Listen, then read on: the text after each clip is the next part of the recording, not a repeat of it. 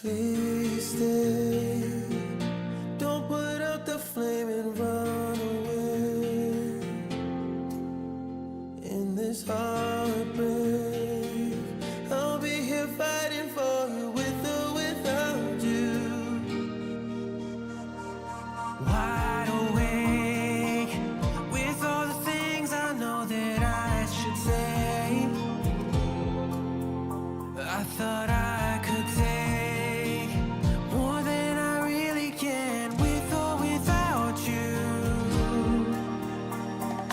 Baby, till you come back with something, I know I'll never let it go. I'm waiting, but you come back with nothing. This obsession is turned into the great despair. I keep thinking I see you and there's nobody there. They say love is time, but all your love isn't fair. So pull me out of the great despair. Every day I'm getting stronger, but I still feel the pain.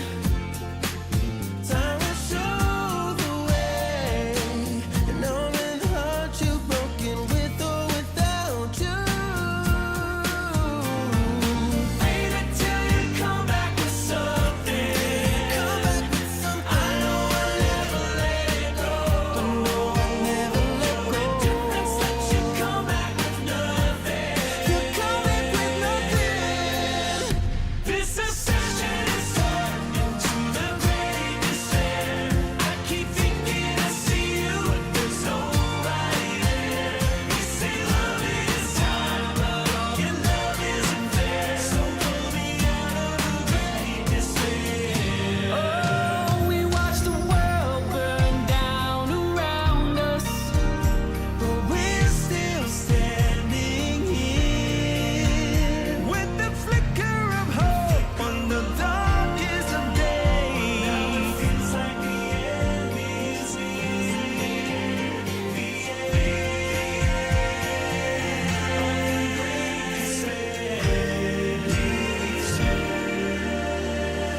This obsession is turned into the great despair. I keep thinking I see you. This obsession is turned into the great despair. Now all I see is you. You're everywhere. They say love is time, and now it's time we declare goodbye to the great despair. Goodbye to the great despair. Goodbye to the great despair.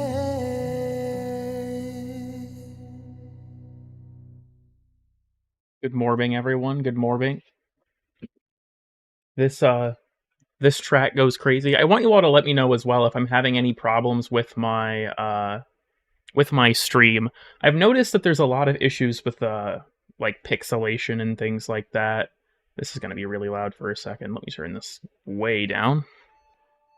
Okay, there we go. I think it's actually happening as we speak, because I'm having a notification that my chat's disconnected. Is YouTube having a moment, or am I having a moment? That's the question. I guess let me know if there are problems with it. I feel like my question is being answered as we speak. But I changed my encoder preset because I was noticing problems with the quality. Mic quality. How bad is it? Is it... Oh, wait, hold on. Is my... I think this is actually topping me out. Hold on. I think I know what's happening. Thank you for someone mentioning this. I had to... This has been a constant battle.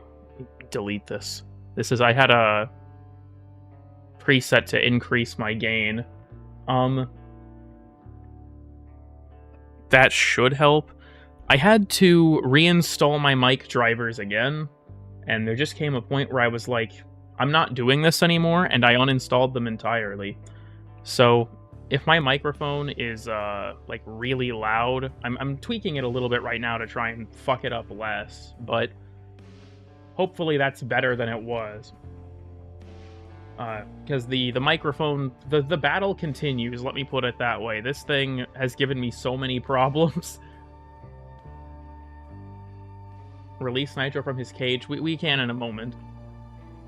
Cool Kid is tweaking. You know what? I don't trust chat's judgment. Let me pull up my stream on my phone real quick. I need to hear what this sounds like.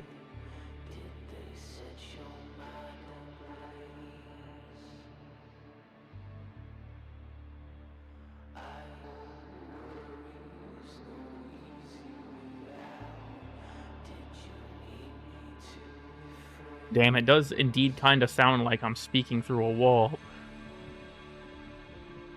Why? Maybe I should have tested this before I started the stream. It doesn't seem like it's picking up. Maybe it is. Hold on. We're gonna cut this for a second. Technical difficulties live on air. My apologies.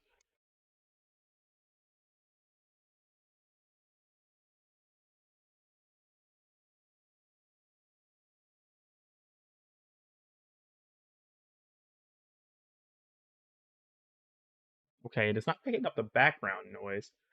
You're good? No, trust me, it's definitely worse than normal. Whoever said that is correct. I just don't know why. You know what? It's a stream. This isn't a video, so it doesn't matter. We'll figure it out later. So what? Today's live reaction was made by me because I have no fucking skin. This is BLUPRINT's fault? Zoom meeting quality. Okay, you guys want to see something fucked up? So I was going through some stuff in my OBS as I was setting the stream up. One of my plugins broke, and Funny Cam looks even worse. I need you all to brace yourself for what you're about to see. This is what happened to Funny Cam. It's so fucking bad now, because one of the plugins I used for this, is broken. So it somehow made the effect even more convincing. The unregistered Hypercam 2 is somehow even lower resolution than I remember. Have you got skinless Zaku? They added a... Here, I'll just show this real quick. This might be a little bit too loud. There we go.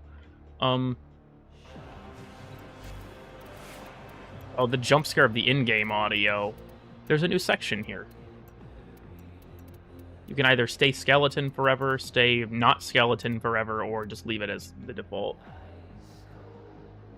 Well, this has reminded me. I did not... I also turned my audio up a little bit, and that's going to fuck with things. So we're going to turn that back down. Whoops. Okay, that actually still applied. Welcome. Thank you for the D&D check. I appreciate it. BLUPRINT did also officially make me gay, but that's besides the point, honestly. Needs the Sato Excal cigar. Actually, that's a good point. Wait, why do I only have this one and not the other one? Oh no, I do have them both. I was gonna say, like, I thought I used this one for the... Hold on, we gotta whip it out. The cigar.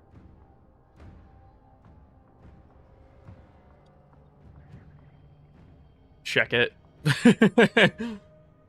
Pick goes hard. Feel free to screenshot. Fucking badass evil skeleton pointing at the G key on my keyboard. Anyways, have I even streamed since Zaku Prime came out? No, yeah, I did. I played Zaku on the last stream, right? I couldn't remember. It's been a little bit. I'm gonna be honest with you all. The main reason I've been gone isn't, like, and not streamed for, like, the past 2 weeks has nothing to do with anything serious. I just started a modded Minecraft server, and I've been playing that a lot recently, and I kind of forgot that I'm supposed to do things on my YouTube channel. But... look, if I ever stream the Minecraft server, people can officially call me a Minecraft content creator, and then it's over from there. It's over from there. So that can't happen. Minecraft stream when? No, you don't understand. I cannot stream Minecraft. I cannot stream Minecraft. What is happening? What is it? I mean, I do, but that shouldn't be causing this. No. Can I? Hold on. Midstream, this might break it for a second. This might kill the stream for a second. I'm gonna switch my encoder preset back and see if that helps. That should help, I hope. What about a Minecraft? I can't stream fucking Minecraft. It's like that fucking clip of it's like, Minecraft, Dad, Minecraft, when he gives the kid a copy of Minecraft for Christmas. Like, where did you find this? Zaku without the crust? I've never heard it described that way before. Let me see what the, Let me see what's over here at the Sanctum. I may have to shut down the Minecraft server while I'm doing this if it gets too bad, because it is still probably going to take a bandwidth. No one's connected to it right now, but I don't want to... You have a red. Cool. Zaku Uncrustable. I'll miss you. Word to the wise, Tenno. Master and My frame rate in this Sanctum instance is really bad. Alchemy, Survival, and the last one is Mirror Defense. That sucks. I have Nova. Okay, I'm gonna be honest. My weapon options aren't great, but I do have both Grakata and Twin Grakatas. So that's pretty cool. Should we succeed, may our sacrifice be forever unknown. I'm not gonna lie. With me, friends, to war! This lineup kind of sucks, but it is what it is, I guess. The mirror defense might be a problem. Nova will definitely help with it because there's no bolstered belligerence.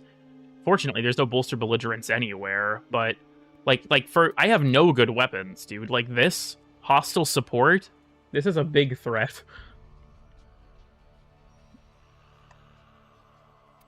I guess Prisma Oma might have to carry me on this.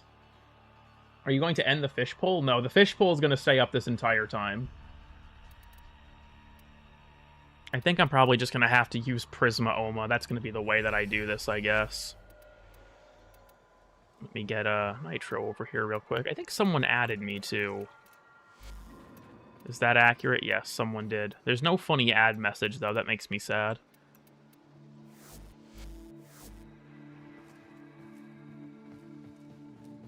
Actually, maybe more before Fortuna. I will say this, like, there's a lot to try and understand with Warframe. It's a very different game now than it was then, but I do still think that Warframe has only gotten better over the years. It's probably going to be very overwhelming. I won't short sell you on that. But it's also, I think, worth it if you enjoyed the game then. There's a lot more to it now.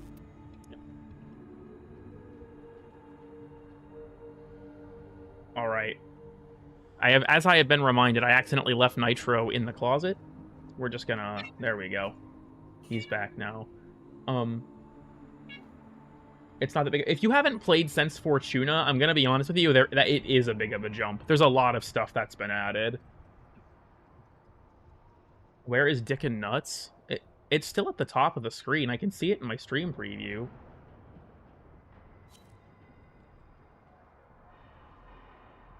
And get burned out. That's kind of the tricky thing with Warframe as well, is you really want to make sure that you need to, like, sort of prioritize specific things. Oh because... my god, I just made my weapons and shit are even worse. Alright, we going for the double Grakata loadout. What do I even have on this piece of shit? Where is Zaku's Dick and Nuts? I have on Plated Round? Oh god. I guess this is one of the few weapons where that might actually make sense. Okay, Why is this here? Yeah. What?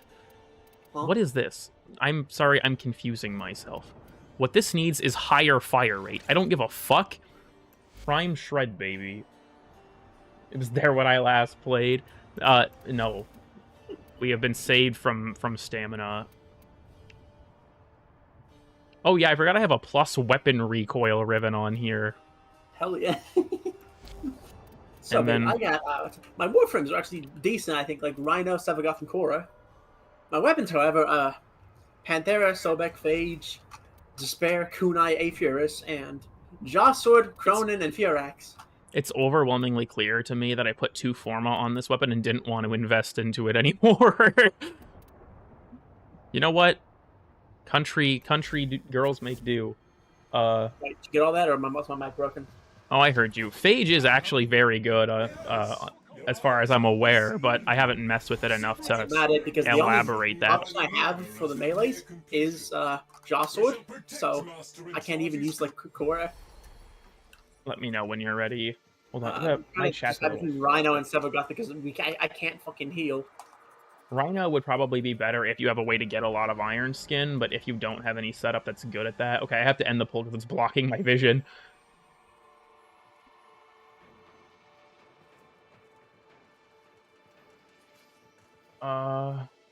Can you still nuke with Limbo? Yes, you actually can.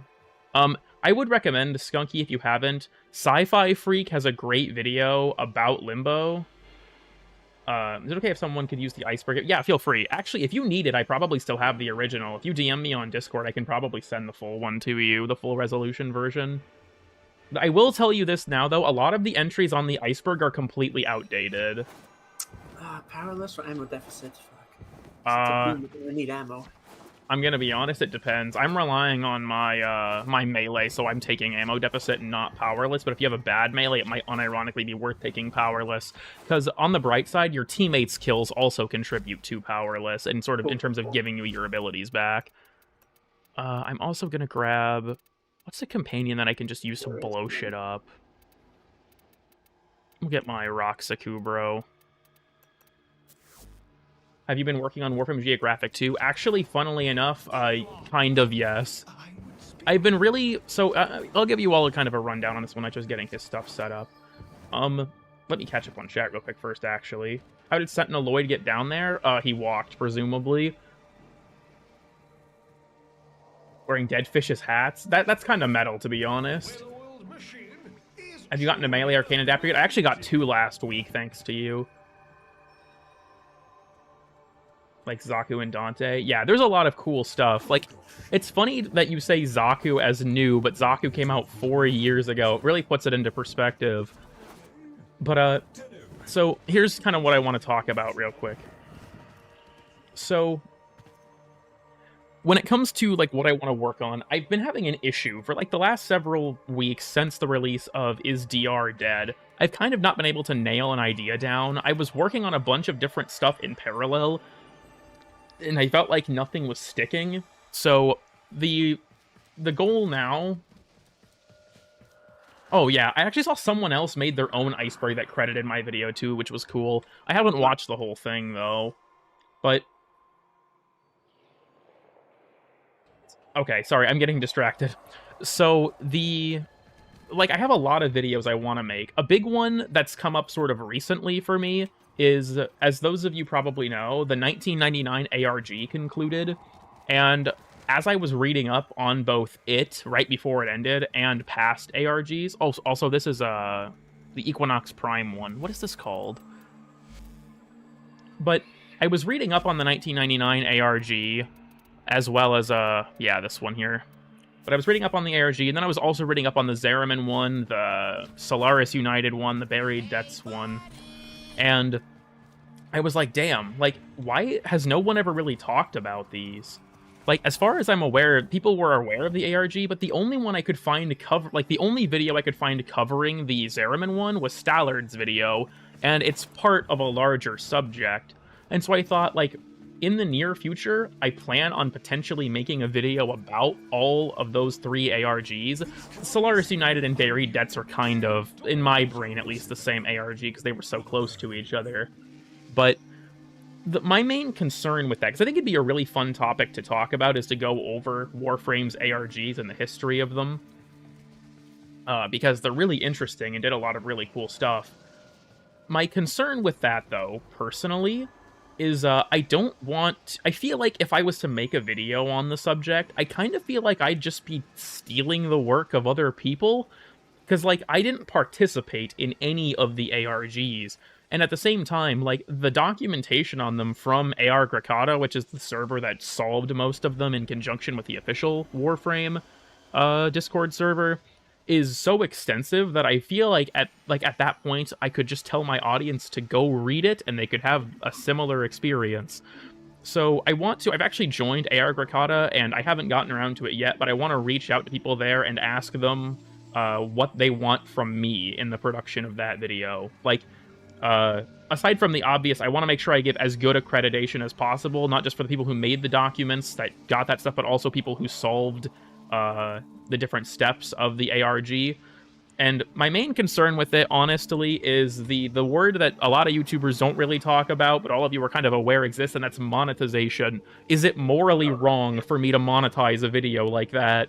Because the question for me, in my mind at least, becomes, is it okay because it's transformative, or is it not okay because the information is fundamentally not mine? I feel like that is something for me that kind of depends. Because if I'm going to make a video covering all the ARGs, it'll be very long, and realistically would be fairly lucrative because of that fact. And I'm concerned that if I were to rake in money off of what was ultimately other people's work, is there like a moral issue with that? So I also want to bring that up to the people over AR Gracata when I ask them about, you know, getting the materials and permission to use them as my primary source. Is to make sure that, you know, I don't run into that kind of situation. Also, all consumption is immoral under capitalism, little bro. I think there's a scale of immorality here, but that's okay. Fucking Vosh over here, like, everything's immoral, so I can do whatever I want type shit. There's something similar with speedrunning. That's like, because he works in conjunction with certain speedrunners. Like, as far as I'm aware, those speedrunners do the runs for him and actively collaborate with him on the videos. Such a pity when people are too proud to ask for help. Nice house, I never noticed. Yeah, sorry, I was looking at the floor to save on performance. Nitro, I'm going to just assume that you have your loadout ready. I'm ready. I'm in the left. You're going to want to accept it. Make sure you take your downsides. That URL leads to your channel? Yeah, I own dickandnuts.com. Oh, for fuck's sake. We'll make it much more accessible. Look, my grandma's house. Or yeah, looks like my grandma's house. Sure, it would be fine. You still have to write a script. And yeah, that's the thing. Is my question for me is, like, is it transformative enough that I can feel it's... Sounds like a video Nova Umbral would make. I thought about that too, but I feel like I really want to put my own spin on it. Like, reading the 1999 document, I really want to make an entire section just going over the clusterfuck that was the Metro System incident step, because it took people so long to figure it out that reading the documentation about it was really fucking funny. Oh. And I want to do, like, an entire section of just me, like, going into, showing the theatrics of Metro System incident. Also, I'm in the mission. I'm not sure if you're lagging behind or not, but... How's your day going? It's going all right. Thank you for stopping by, BN. What happened with the Metro? So, oh god. Exemus moment. Me playing Nova in the year of our Lord, 2024. I mean, she just got reworked, so it's actually fine, but... Can I get influenced across? Okay, now we're good. This is really bright. Oh my goodness. That's really loud, too, because of all the explosions. This is fine. From Jindoshlock. So here's the thing. As far as I'm aware, from if I read it correctly, if I understood it correctly, there are certain parts of the Metro System incident that you have to guess. It seemed like when they were solving it, there were certain things that were basically left up to guessing, that you couldn't actually figure out purely with the information you were given. Any thoughts on the Nyx rework? I think it looks good so far. I'll have to play with it before I give any opinions, though. I think that Nyx and Trinity both look very promising, but I don't want to say whether or not something is good or bad, you know, until then. Turning into the flashbangs. Also, there's been this long-standing bug. This has been in the game for a while now. I think ever since Jade. If you throw a Crucible or an Alchemy pallet at a Crucible and you're too close to it, it tanks your frame rate. Like, Yeah. I don't know why this happens, and it's incredibly aggressive and annoying, but... The train was backwards and one thing was just straight up wrong. Yeah, I heard about... I remember reading about that part specifically. As far as I'm aware, during the Zeraman ARG, there was also a step that had to be brute forced because the devs actually fucked part of it up. Oh. I may have leaked the feat tier list to an... What do you mean leaked? Did you make your own, or do you mean my live stream? Because the feat tier list stream is still public, unfortunately. Oh, why did I throw a toxin at this? That's not what we need. Why am I so slidey right now? Reworks? So Yeah, slidey. What the fuck? since you've last played, a lot of characters have been reworked, Skunky, but the two of the big ones soon are Trinity and Nyx. And then in this last update, Caliban and Nova both got it too. Funnily enough, you won't even know who Caliban is. But, you know, yeah, a rework came out for a frame you've never played. Entanglement, that's what it's doing it. That's probably what it is. But yeah, I guess on the topic of the ARG video, I really want to make it, but I want to make sure that I do it right. You know what I mean? I don't want to go in there and like take all this information from the resources of people who have put it together and not go out of my way to try and, you know, accredit them as much as possible for what they did. Did Nova really need a rework?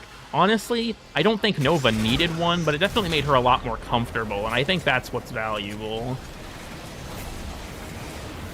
My frame rate in general is struggling. Sometimes you have to undervolt your GPU so it stops overheating.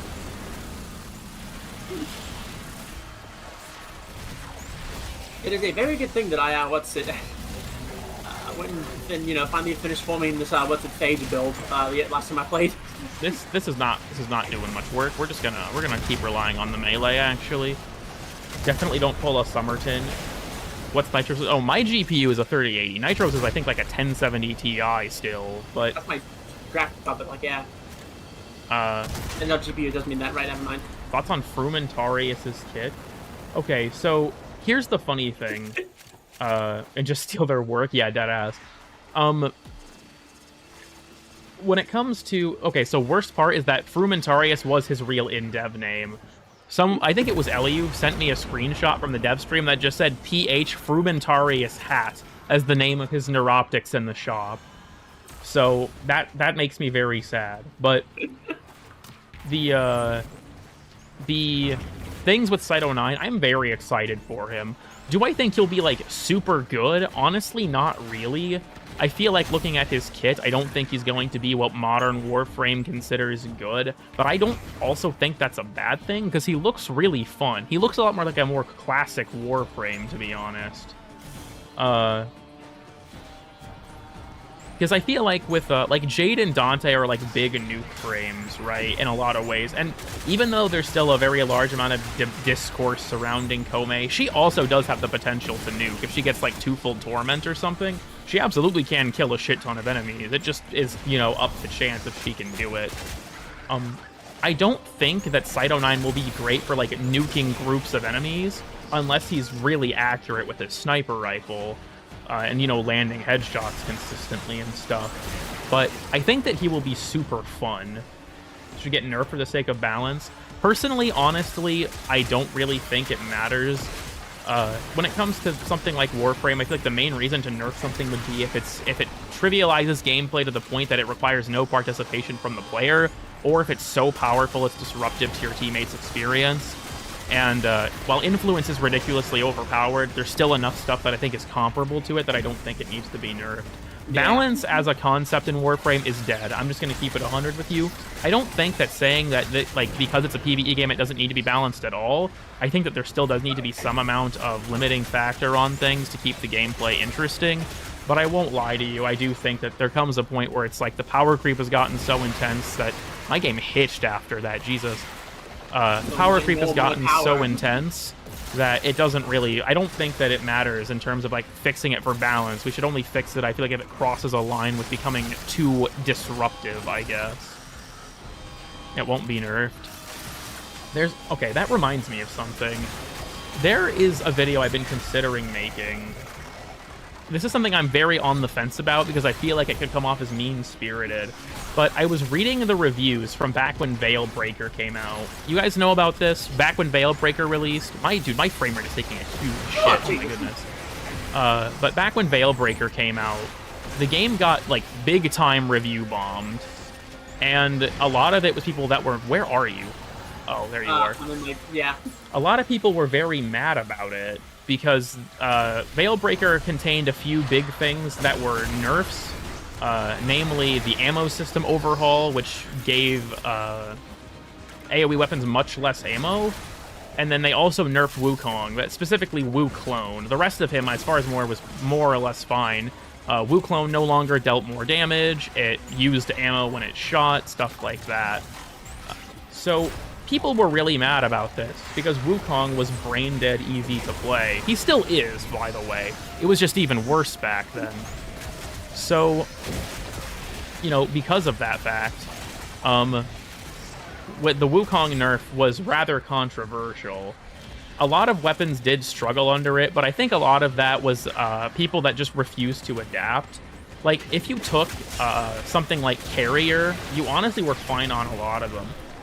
I do think that two weapons in particular got fucked over by it really hard, and those were Tsar and Brahma. Those really ate shit with that nerf. And it's funny because, like, nowadays with the advent of the Incarnon weapons, I feel like the nerf hardly matters. Yeah. But this was really controversial, and the game got big time review bombed for it. And I remember reading those the reviews for it. Huh? Wait, what? I'm alive. What? What? Oh, because I'm a vampire, right? I'm dead. Who the fuck is gonna be the indicated squad mate exactly? Now I'm curious. Yeah, let's do it. Well, I'm just gonna stop the Minecraft server just as a precaution.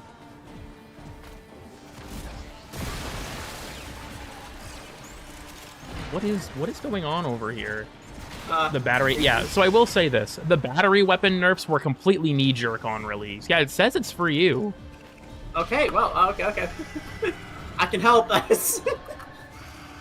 But, so, that update comes out, right? The nerfs to those things, like I said, the battery weapon nerfs were stupid and they got reverted quickly. I'm not going to defend those.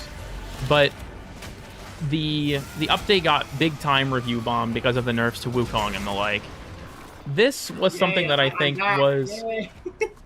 was hilarious to me, because Veilbreaker was an update that was very good for the health of the game, especially with, like, that was when Archon shards were introduced.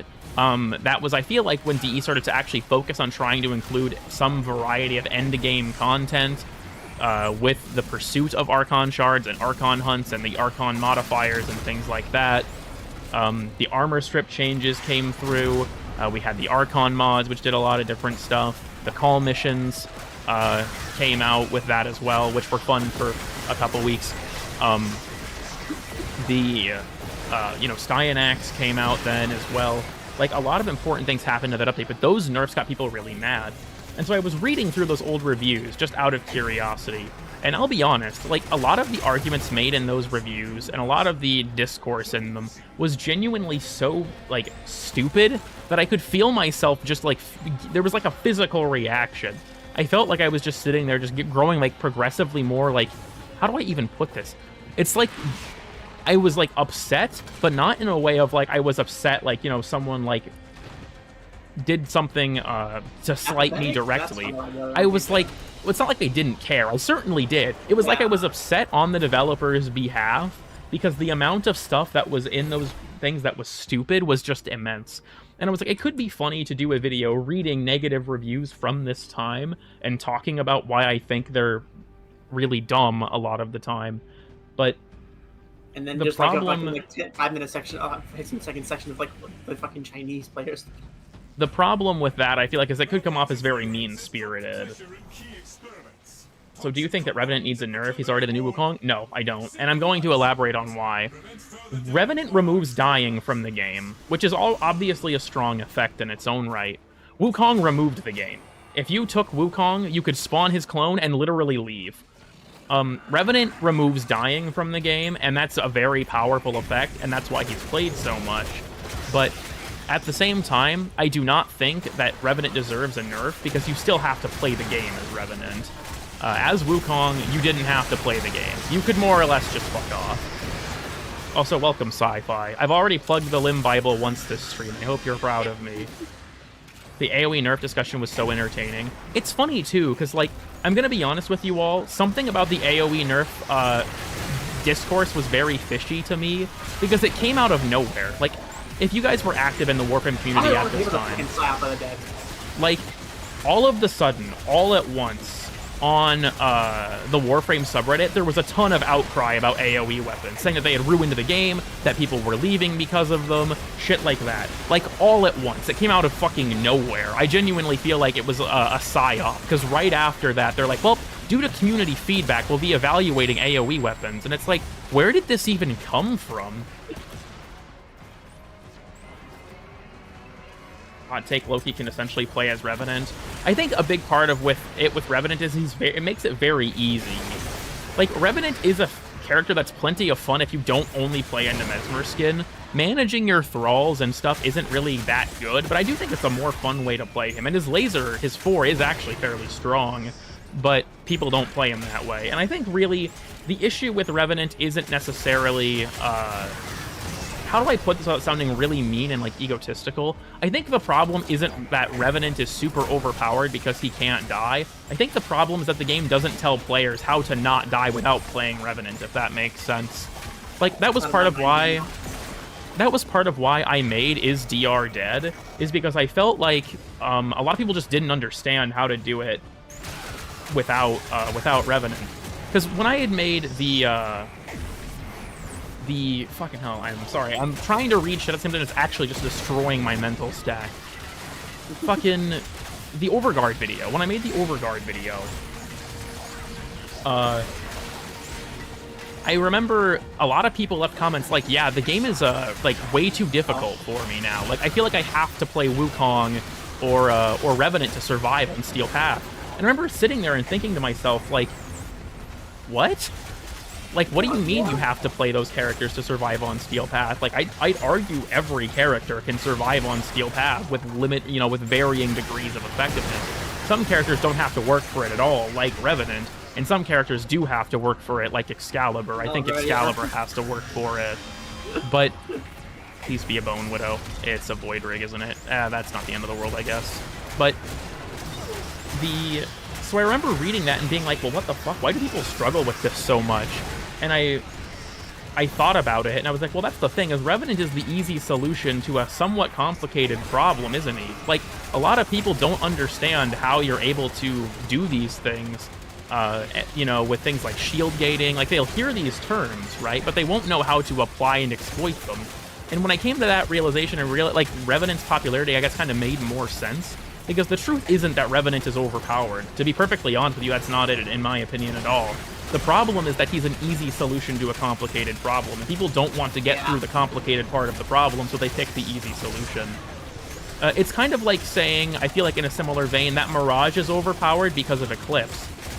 The truth of the matter is not that you can't deal a lot of damage without Mirage. You absolutely can, but she makes dealing a lot of damage easy. So, if you want to deal a lot of damage, it's not uncommon to pick Mirage and ignore the part of learning how to do it without her. Revenant is a bigger problem in that regard, though, because dying is something that can come a lot more swiftly than, not dealing enough damage. Why is the Void Angel back? What the fuck? I didn't even die this time. What? Why is this happening? I'm really worried now that it thinks I'm still dead and it's gonna deny me rewards if we don't keep killing it or some shit. Team reviews become Ontario, how much racism there is. Yeah, it does happen like that. Sorry, I'm trying to catch up on the chat a bit, but it's hard because I got very caught up in my rant there. If anyone had a question for me that I didn't answer during that time, feel free to re-ask it because I probably missed it. And also, I agree, great. Citrine is one of my favorite frames in the entire game. I think she's really well designed and super fun. I absolutely love Citrine. Banger Warframe for real. Can you please, get hit with the thing so you take more damage? Not you, the other mech. I am just balling out here, Jesus. I kind of want to beat up the Void Angel again, purely for the funny of it, but I don't know why it keeps spawning. Thoughts on Warframe Gambit? I'll be honest, Face-Off looks like it'll probably be fun, but I expect it to quickly devolve into a very optimized meta. I also feel like for a PvP VE game mode, I kind of wish the PvP part was more emphasized. I wish that there was some kind of mechanic where, like, you'd actually fight the other players or engage with them more directly, but that's just my opinion. Yeah. Our peak of Warframe's design. I feel like, yeah, I really like the way Lavos is designed as well. I think Pharaoh and Nidus are also very well designed frames. If you tie, you have to fight for... Oh, network not responding. Oh, that's not good. Okay, it pitched for a second. I still hear you. I'm hoping that the stream didn't disconnect. I spawned the Eximus. There he is. I think Nova is actually just tanking my game at this point. I have no base damage. I gotta reload for plated round. There we go. Gotta get my DR back. Like the energy. Oh, that's not good. Right, Being skipped for a prime again. Oh, Well, realistically, he'll probably be next. I would be very shocked if they skipped him for Ureli. Oh, Jesus. Hey, could you come grab me real quick? Fine. Get in your operator, do not res me as your Warframe. We're not making this mistake again. According to leaks, Ureli is next. I would rather not say that, or get bent out of shape about something that's not even confirmed, to be honest with you. Oh my god, Jesus Christ, I'm being fucking shredded. Yeah, what the fuck's going on? There's a severed warden that keeps spawning and showing up. On top of the fucking Necromech, so I'm not killing him fast enough. At least this one will drop life support. I need her. I'm gonna be honest. I think that Ureli should not be next, purely on the grounds of that Lavos should not be skipped that hard again. Like, if Lavos was to be skipped again for Ureli, that would put him 2 places out of the order. Because realistically, he should have been when Zaku came out, and Zaku should have been when Sevagoth came out. But they broke the order big time to release Sevagoth way earlier than anyone expected. Yeah. I had given up hope. That's not entirely true. There have been, like, for example, the leaked Incarnins. When, like, the Incarnate leaks happened, Colstar was in there, and that never happened.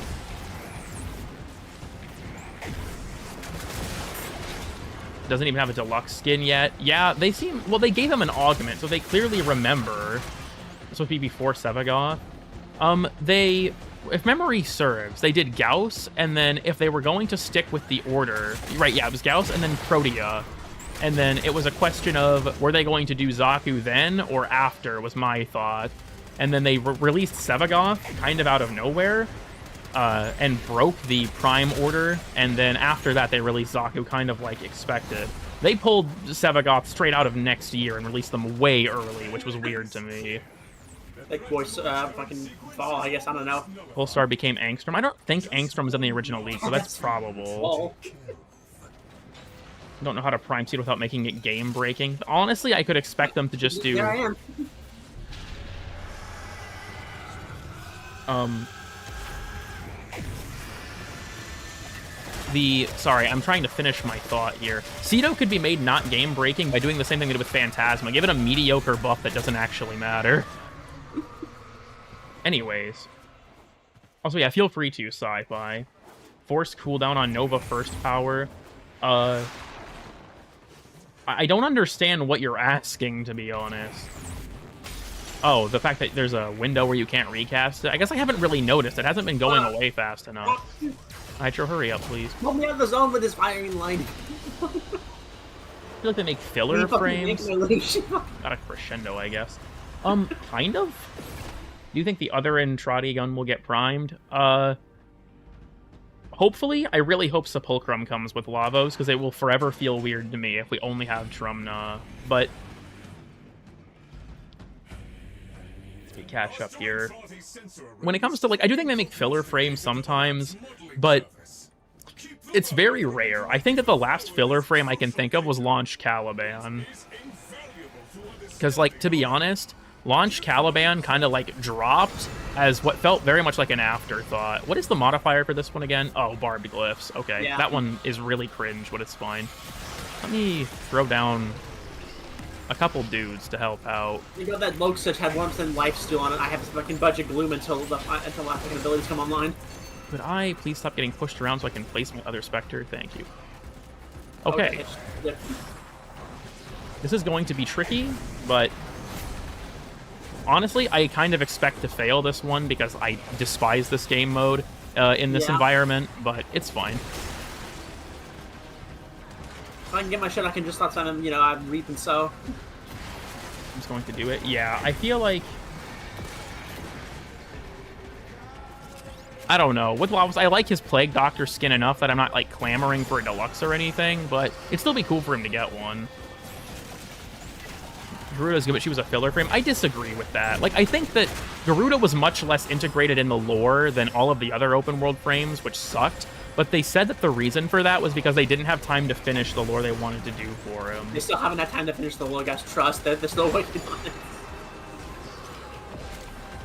And range on heavies. That's interesting. I was actually thinking about, like, someone had asked me if I had ever thought about, like, designing my own Warframe, and I was like, you know, I guess not really.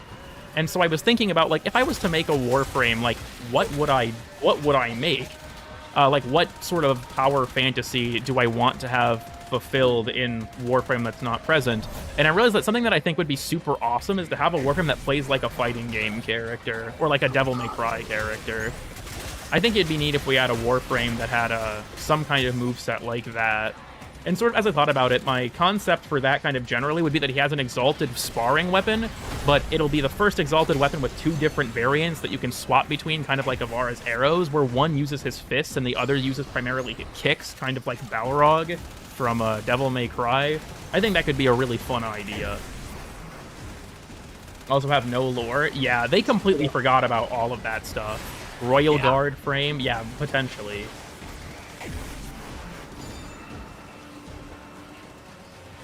Didn't Valkyrie get a deluxe when her Prime dropped? I don't think it was when her Prime dropped. I think that her second deluxe came out with Angels of the Zeraman, actually. Alright, come on, chaps. We're moving, we're moving. Also, try not to touch the glyphs on your way through because their heat damage will fucking stack and kill you. If you grab it, make sure you do it in void mode, because that ignores the heat proc. Otherwise, you're probably gonna die. I hate this modifier for that reason. I find the heat proc stacking to be insanely obnoxious. Which Devil May Cry have you played? All of them, actually. I've played through, well, I guess except for, like, the mobile game and the reboot DMC Devil May Cry. DMC fan. Okay, my Nidus did not follow me, so we're just gonna... Oh, shit. What the fuck did you do? The glyphs didn't render. For fuck's sake. Well, I warned you. Yeah. I guess I'm using Dante this week again. Lamau. Maintain a balance. Ah, that makes sense.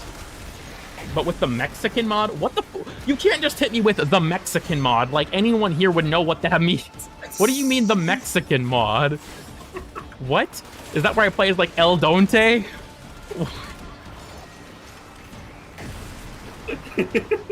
Is he actually called El Donte? I just said that as a joke. What the fuck? No, I don't know. I don't know what you're talking about. Yes? Holy fucking shit. El Donte. Nova's surprisingly good for this, but I also know all it takes is literally one fucking anatomizer getting close enough and it's over. Yeah. That lost to Caliban when we voted for him. Damn. Virtually, it's real. Glaze. Watching Cool Kids streams. I will actually say this. The most recent dev stream announced something kind of huge, and that was that there is going to be an increase in starting player slots. They're going to be giving you 1 Warframe slot and 3 weapon slots out of the gate, and then every weapon that you get from Junctions will now be pre-built and come with its own slot. Which, while not as, you know, severe, I guess, or extensive as what I suggested, is a really big deal, and I think that they deserve to be commended for that. Yeah, these weapons are going to be shit for charging this. But the thing that shocked me the most is Rebecca, when she brought up the part that talked about that, she said, people have been making videos about this topic. And I'm sitting there like, people? I don't remember seeing anyone else mention this. And I kind of came to the realization that while it's still... complaining about it, no. But making a video on the subject, I don't remember anyone else mentioning it. And so I was thinking about it, like, a lot of the criticisms I put up in that video have been addressed very specifically. Like, for example, the mastery thing. You now do get a warning if you try to delete an unmastered item. That happened. Yeah. There's a pop-up in the market to tell you that you can buy things for credits there. That was addressed. They're removing mastery rank lockouts for failures. That was addressed. And I think it's interesting because with how big of a video that ended up being in the community, it's definitely possible that they might have seen it. I don't want to say that they did, but I think it's something that could have happened. It was entirely Legendary Drops influenced. My video has, like, what, almost 300,000 views? I don't think it's entirely fair to count me out.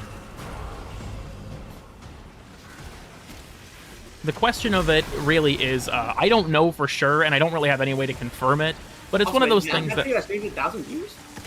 Huh? That video had 300,000 views? Damn. I think it's over 200,000 now, damn, at the very least. I'd have to look. But it's one of those things where I'd like to at least hope that it had some positive impact directly, because I'll be honest with you all, that video brought me so much shit that I considered taking it down multiple times. But to know that there's a real chance that things like positive change may have happened because of the feedback I left in it is something that I think is really valuable. Has 1 million views. What do you mean already? It took 3 years for the iceberg to reach that.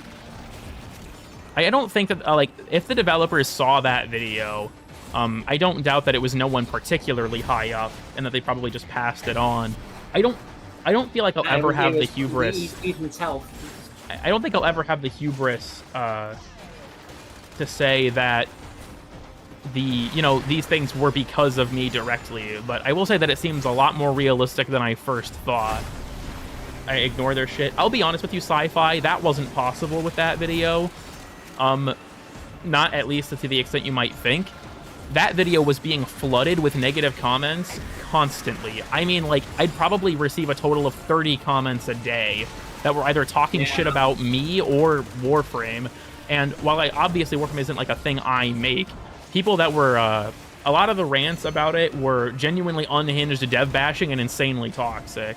And it was borderline unavoidable because YouTube Studio would notify me of them all the time. And whenever I entered Studio, it would show them to me. I couldn't avoid seeing them.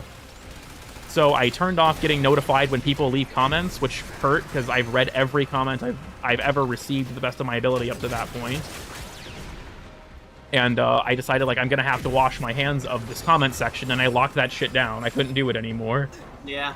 If you get lots of bad comments, you're doing something right. I'm going to keep it a buck with you, Sci-Fi. That might be the worst logic I've ever heard. Because I'll be real with you. Like, there's probably a lot of bad comments on EDP's apology video. I don't think that means he did something right, though. God Complex speedrun? Not necessarily. Which video is it? It was why do new players really quit? I'm thinking as well, like, once 1999 comes out, I'm probably going to, well, for sure, I'm going to make a follow-up to that video about all of the improvements that they've made and criticism that they've addressed in some capacity. I'm also considering potentially unlisting the original video, 265K. Okay, I haven't looked at it in a while. I kind of actively ignore that video, to be perfectly honest with you all, but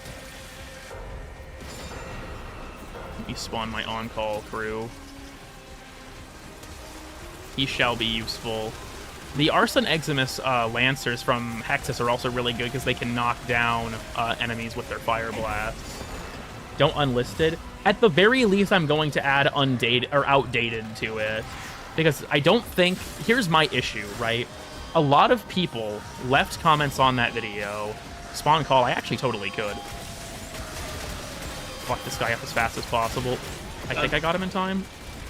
But a lot of people left comments on the video like, well, I was gonna try Warframe, but, you know, this video convinced me that the game is bad, basically. And my problem with... Like, that was part of why I thought about taking it down, especially, was the goal was that video was to be good faith criticisms to improve the game. I think if what you synthesize from that video is that, if what you synthesize from that video is that I think the game is bad, I think you're an idiot, to be perfectly blunt with you, because I talk about extensively how long I've been playing the game. Like, but the problem is, even if I think that's a stupid opinion, it was an incredibly popular one. I received a lot of those comments. Like, you know, I'm not going to play the game because this video shows me that it's shit, basically. And I remember... Could you mark them, please? Oh, they're always right. I was going to say, what are you talking about? I just saw one coming up and I just like, oh shit moment. I don't know what you're talking about, though. A lot of comments were like that, honestly, but... Like, I still, to this day, I have people,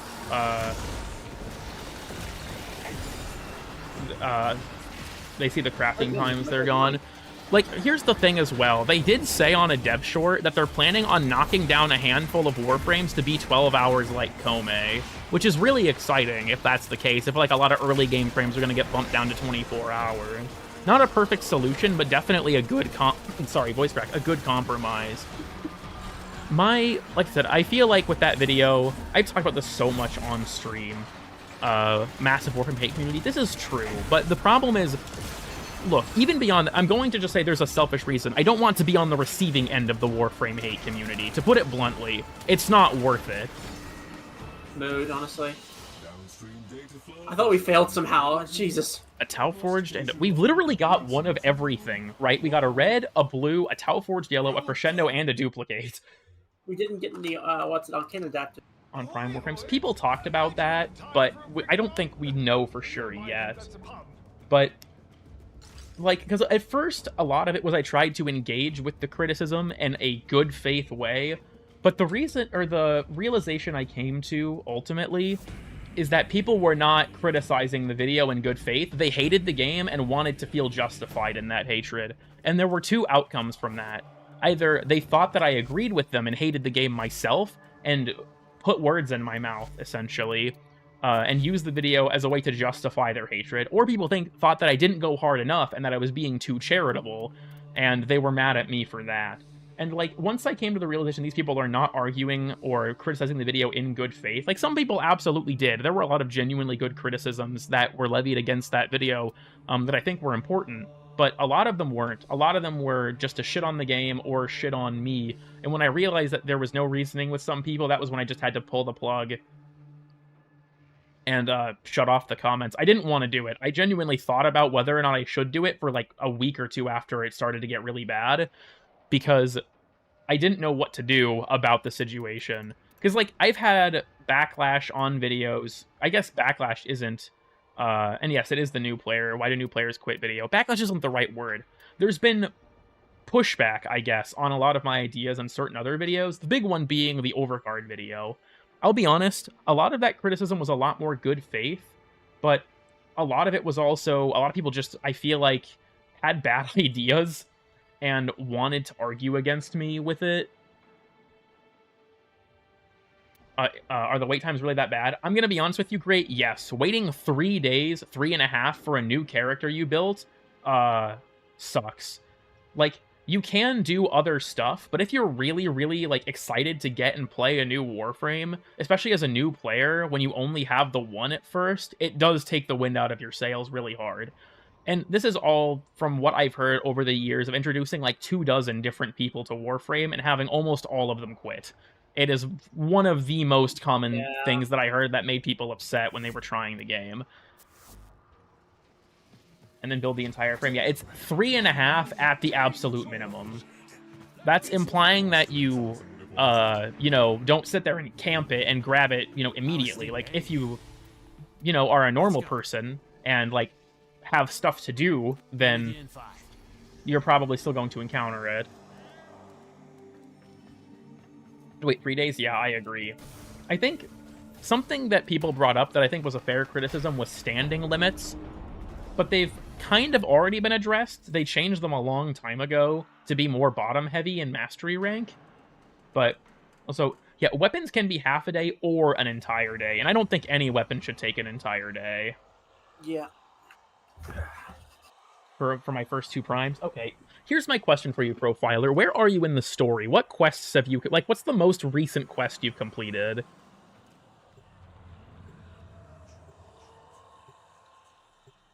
Next days is too much of current games. I agree.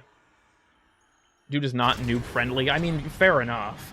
Then again, I'll be honest with you, Sci-Fi, plenty of people make it past the New War still not knowing how the game works. Pick your poison, pal. I won't lie.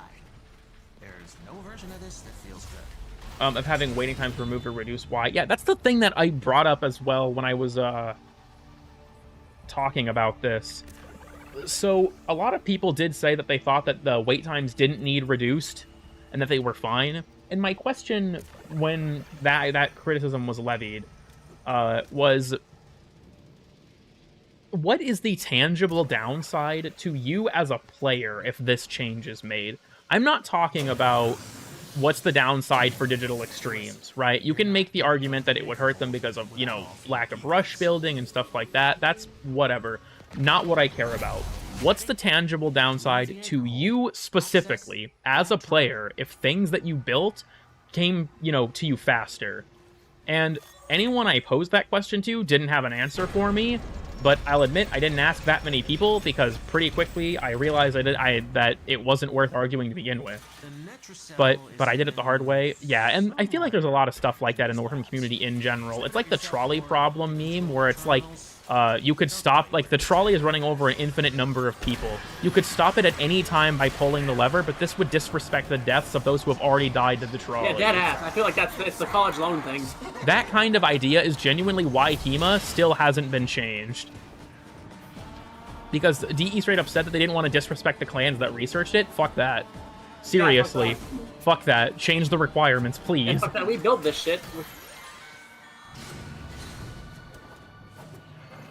Is really cool. Yeah, Jade is a really neat frame. I'm kind of just coasting through this with the shield buff for now, but use auto install for every build. That's fucked up. Dude, auto install, it's been reworked multiple times. It needs to go. I'm gonna be honest, it needs to get removed. Yeah. I think that auto install is a problem. Instead, replace it with a button that explains how the system works or walks you through a guided tour of how to do mods. People freaked out. Yeah, people were actually asking about, Also, yes, that was DE's reason on a dev stream when they were asked about it. Stupid. So, with, I'm having a moment. Yeah, the Necromech farm things. I remember there was a dev short where they were talking about nerfing it, and someone was like, so are veteran players going to receive any compensation for this? And Steve and Rebecca were basically just like, no, like, we can't refund you your time. That's fundamentally what would have to happen there, and that's not possible, and that there's going to have to come a point where you're going to have to accept that if you got it on something early, you may have had to play through an imperfect version of it. Yeah. And I feel like the entitlement in the Warframe community among veterans is kind of fucking nuts. Like, Yeah. there's a contingent of players that think that they need to be compensated for every inconvenience that ever happens. And I find it to just be really shitty behavior on any pop-up window. That's the thing, is I think you should have the option to skip it, but you should be encouraged not to. For the game going free-to-play. I think that's different. Not only did Destiny go free-to-play, but it also removed $100 worth of content almost. That's different. You got to play it for 4 years. Yeah, your competitions, you had your mech the entire time, right? But saying, what was I cooking? I still do that. But when it comes to the entitlement thing, like, I remember there was a time where there was a dev post about how, like, the game was down for a little while. There was, like, an hour. People might remember this. This was a long time ago now, but there was, like, an hour you couldn't log in. Huh? For Destiny, or? No, for Warframe. There was, like, an hour where you couldn't log in. There was a bug with the login system. People might remember this. It was, I think, a couple of years ago now. But there was a lot of people like, so are we going to be getting compensated for this? And I'm like, no? Like, fuck off, maybe? Why would you be compensated for this? And that kind of shit just makes me mad. Because it's like, what the fuck are you talking about? Like, no, you won't be getting compensated for this, and you shouldn't. Compensated for what? DE is already very generous when it comes to compensation. Like, you guys remember when Hydroid and Inaros got reworked and they gave people Forma as compensation? I think they did it with Caliban, too. Like, we do get free stuff whenever the devs think they may have violated our investment. That stuff does happen. Because they were like, hey, you know, here's some forma. I think it was if you already owned the frame. Like, here's some forma so you can play with them and experiment with them more. If you already invested in them and don't like their reworked iteration, here's some of your investment back. Most games would not do that. In Destiny, if a thing you loves gets nerfed, suck it the fuck up, right? Like, if you had an exotic you really liked and grinded for a good stat roll on and they nerf it, fuck you. They're not compensating you for a goddamn thing. But I feel like, all right, I am very ranty on the stream about this particular topic, but this is kind of the crux of what I'm talking about here. Yeah. Like 3 times on Railjack, yes, they did repeatedly refund people for Railjack as well. Is part of the game season by season. While this is true, you can't deny, at least I don't think you can, that it can absolutely disrespect player investment of a thing that they, like, love gets massively nerfed. In Warframe, that stuff can happen, but not like in Destiny. In Destiny, nerfs are incredibly common in comparison to this game. Oh, wait, hold on. He's not down here, is he? I forget. The indicator lies. I don't think he's down there. He's in here. Yeah, there we go. But with... See, it's come to my house and cook me dinner because of the Garuda rework. Garuda's rework making her way better. No, I don't like it anymore.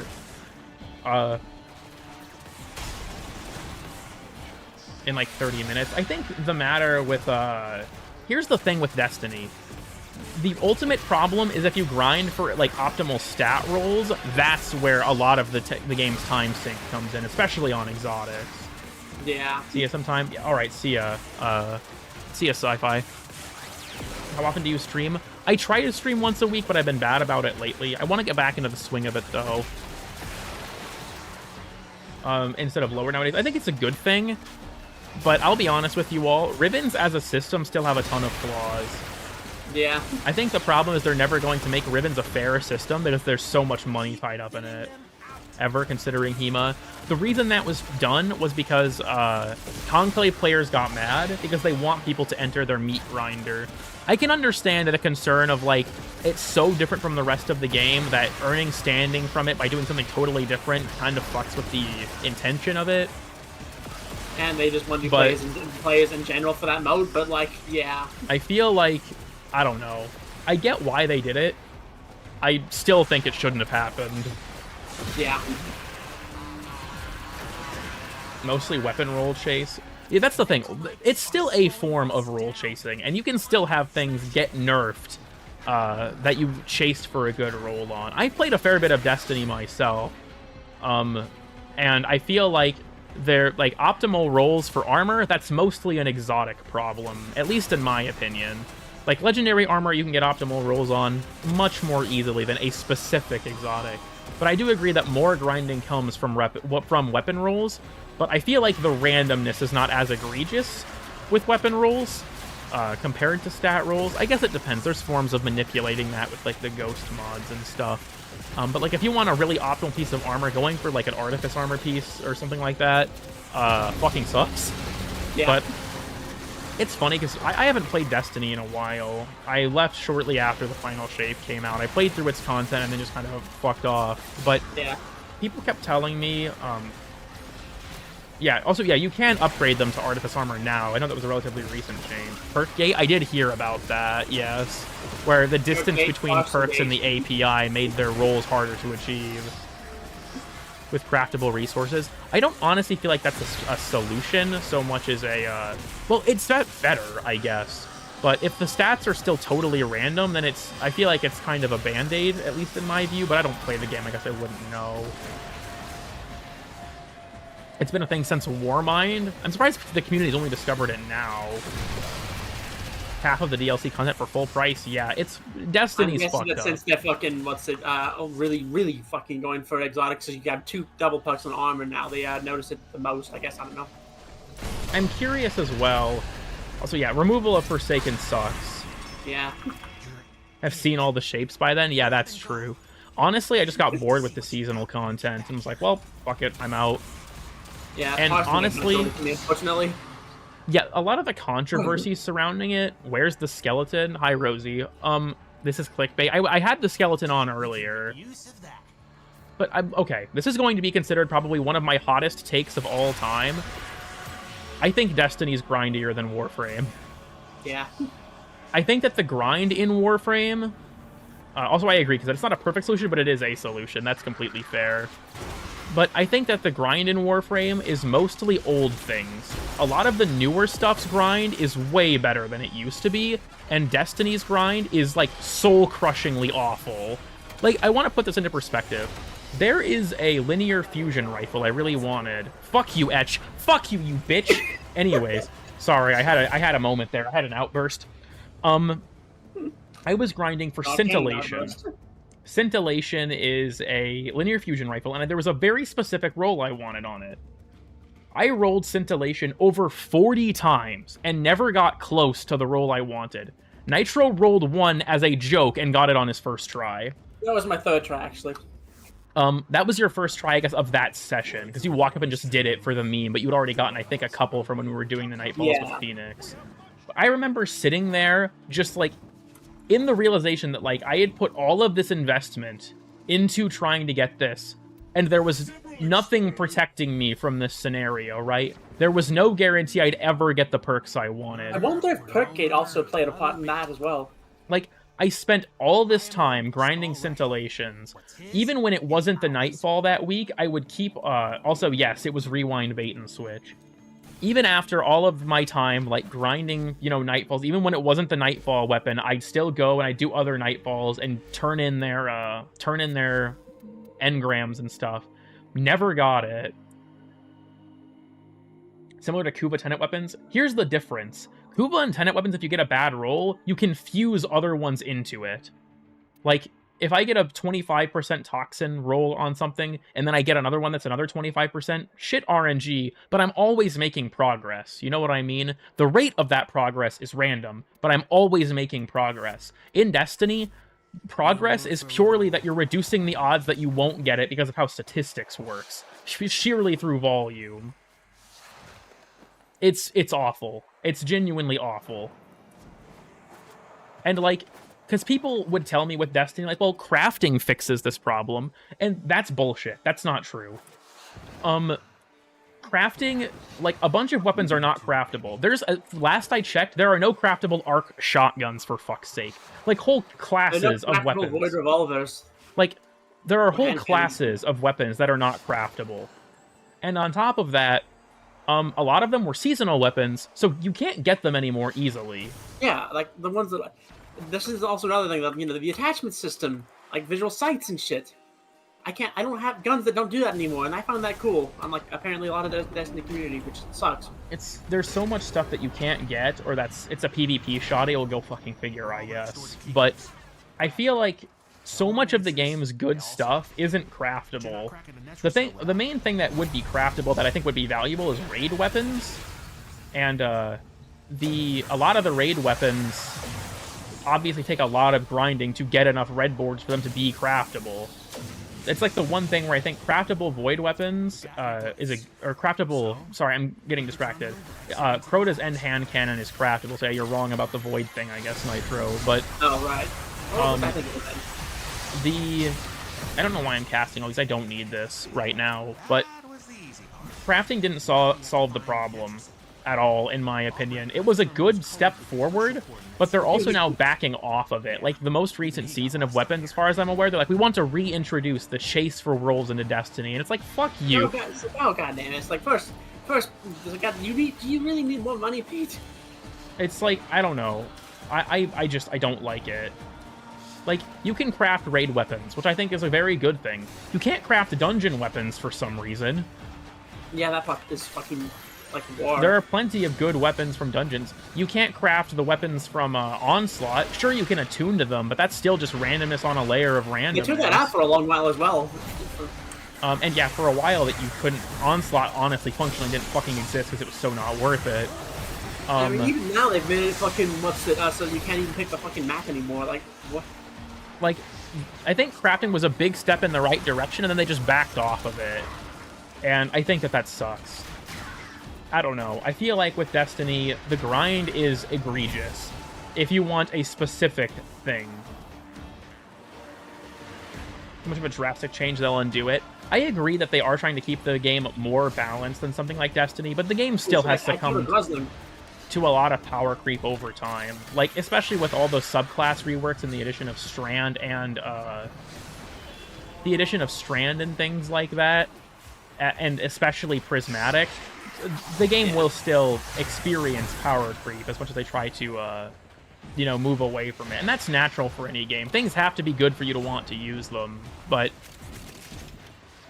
for the EULA to play this game, that's true. I don't know. I feel like the thing with, like, crafting, I think, is a good example of what I was kind of talking about earlier with always making progress, right? If you get a red border, you're making good progress towards something where you know that there's eventually going to be a guarantee that you can get what you want. It's not, like, you can still get those rolls at random, but I feel like the fact that you know that you will eventually it's like get... like a pseudo-pity system, you know, pity shop system. Yeah, the fact that you'll eventually get what you want, I think, is a good thing. And that's something I like with, like, the currency shops and Warframe and stuff like that. I feel like with Destiny, like I said, that realization with Scintillation, that there was no guarantee I'd ever get the ones I wanted, it made me just, like, I lost so much steam to play the game after that, because the truth of it was I wasn't having fun grinding it, and it felt, like, genuinely hopeless. Yeah. Because I was going through it over and over, just slamming my head against the wall with no guarantee I'd ever get what I want, no real permanent progress towards the thing I was pursuing, and that just killed it for me. Like, Warframe has some grinds that are like that, I won't lie to you, but most of the recent ones are not like that. Like, you have pity shops and currency systems that guarantee that no matter how shit your RNG is, you're always making progress towards something that you want, right? We have, you know, Lua Thorax Plasm, Belric and Rania Fragments, Necromech Capillaries, all that kind of stuff that I think... I thought I heard, like, the fucking Demolish a beat. Go ahead, sorry. But I think that all of those things show that DE is cognizant of this stuff and is making changes, or has been making those changes to dial the grind back, I guess. Where instead of feeling like shit that you got unlucky when you don't get a part, you feel lucky because you're always making changes. Destiny constantly needs to raise it. That's actually a fair way to put it. They have made in my time of playing. The first major pity system was actually all the way back with Orphix Venom and Lavos. Lavos was their first demo run of a pity system. And after that, and they moved Lavos into, you know, Deimos regular, so you can get them fairly easily that way just by buying them. It kind of went away for a little bit, if memory serves. Like, Sevagoth didn't have one. Yoreli, you just buy her outright, I guess. And Caliban didn't have one. But over time, they eventually got to the point of bringing them back as a permanent mainstay. Even when you complete it 3 times over. That's the thing. It's just kind of RNG on top of RNG. That's my, like, look, I want to make this clear. I'm not faulting anyone who likes Destiny with this, right? I played a lot of it myself, and I do think that the game is fun. The problem for me is the reward structure, I guess, just felt so profoundly unrewarding because my luck was bad, and it just broke my will to play the game. That's, I guess, my fundamental point. Could use a pity system. I actually agree. Something I would love for them to do is go to the old open world frames that don't have the ability to buy them outright from their vendors and make them purchasable. Yeah, honestly. Like, for example, Corvex is like that, and Cyto 9 is going to be like that. Why not go back and, like, make Zaku purchasable from the Entrati? Make Gyre purchasable from, like, Yonta. Oh my god, Gyre. How many times did we know it was the AO like that we fucking didn't get shit for it? No, it was Gyre. It was Gyre. Also, someone asked a second ago, why do people bitch about Citrine's farm? On release, the odds of getting a Citrine part were terrible. The issue with Citrine's farm fundamentally is kind of a few things. One, there are 2 different currencies for no reason that can artificially lengthen how long it takes for you to accomplish your goal. Yeah. And 2, it was too reliant on the pity system. Citrine's grind was... It was so difficult to get Citrine naturally that it felt like it was planning on you using the pity system exclusively. could use a pity system. Like, I feel like I would like them to sort of go back and add more pity systems to things that don't have them. At the very least, tied into Syndicate, so they don't have to add new currencies and stuff. I don't know. Like, I feel like the grinds have gotten better. And even with the open world frames, I'll be honest, generally speaking, they're not that hard to get. If your luck is really bad, like when Nitro and I tried to grind Gyre for him, and it took us an insane amount of runs to get her for some reason, then it's not that big of a deal. But, like, especially with the fact that you can get 2 drops from open world bounties of, like, the higher echelons if you do all the bonus objectives, getting sets for Gara, Garuda, and Zaku is not that hard. Revenant is kind of a bitch, but who fucking cares? Forced to use a defense frame. I think that it'd be cool if Samaris could sell Korra, honestly. Tie her, the pity system into that. Oh, man, I still haven't got the last course or anything. Oh, actually, you know, that's actually a good point. Evelyn's making a joke here, but yeah, the circuit actually did kind of take pressure off that problem, too.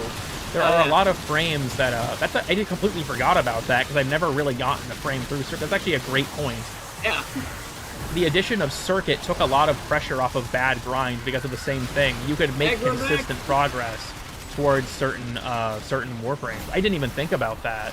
Yeah, in a way, circuit is kind of the pity system for old grinds, isn't it? Up to a point. I don't think they've added any new frames to it. They moved Duviri to Saturn. That's true, but I also do kind of feel like it was necessary.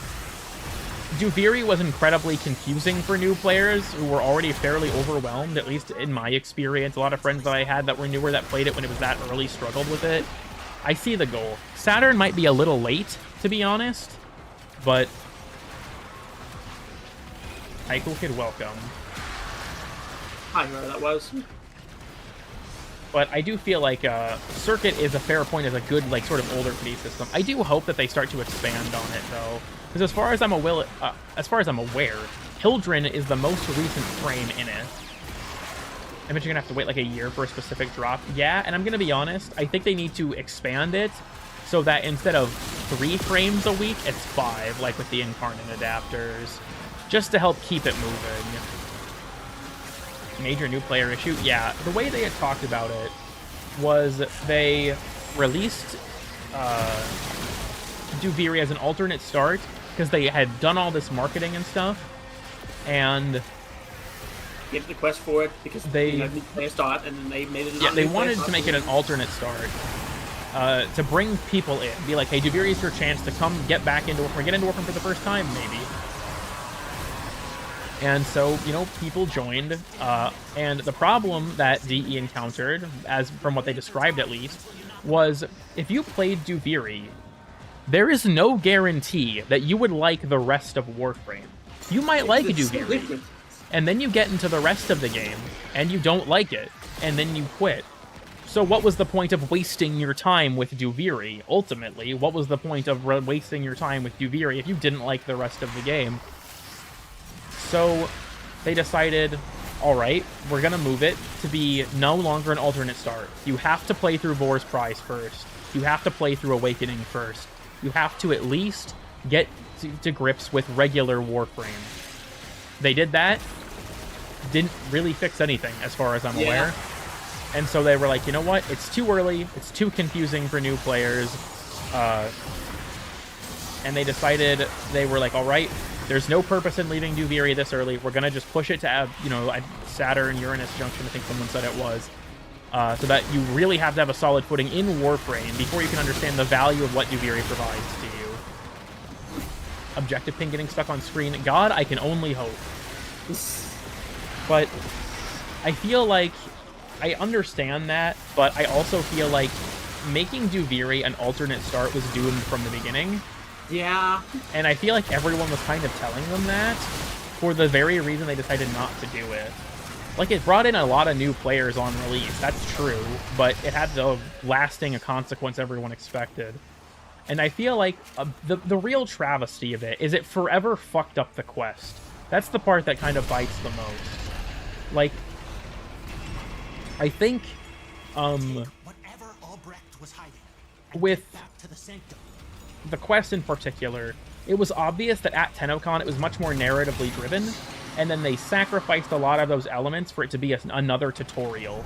And they removed the tutorial elements from it anyways. So it doesn't even matter now. They gimped the quest for no reason. Unironically, the normies are why we can't have nice things. Because the entire thing with, like, reciting the play with Bombastine and the much stronger emphasis on the motif of you wearing the mask and stuff like that would have made the quest make way more sense. Where the fuck the song goes? Like, I feel like... I didn't play the way it firsthand as early. Duviri's supposed to feel out of nowhere. Because I feel like the point of that, kind of, is that it is a paradox. You can do it whenever you want. Yeah, no, it is kind of called like paradox. For what, 4 to 5 years? Okay, I want to kind of make 2 comments on that. One, we didn't wait for it for 4 to 5 years because there's no way it was in development that whole time. It's like what people say with the New War. Like, I think it was announced 3 years before its release. They weren't working on exclusively the New War the whole time. 4 or 5, Jesus. That's just ridiculous, I guess. But even beyond that, Duviri, I think, was teased 2 years before its release. Something like that. I think it was 2 years before its release. I might be misremembering, though. Was it 3?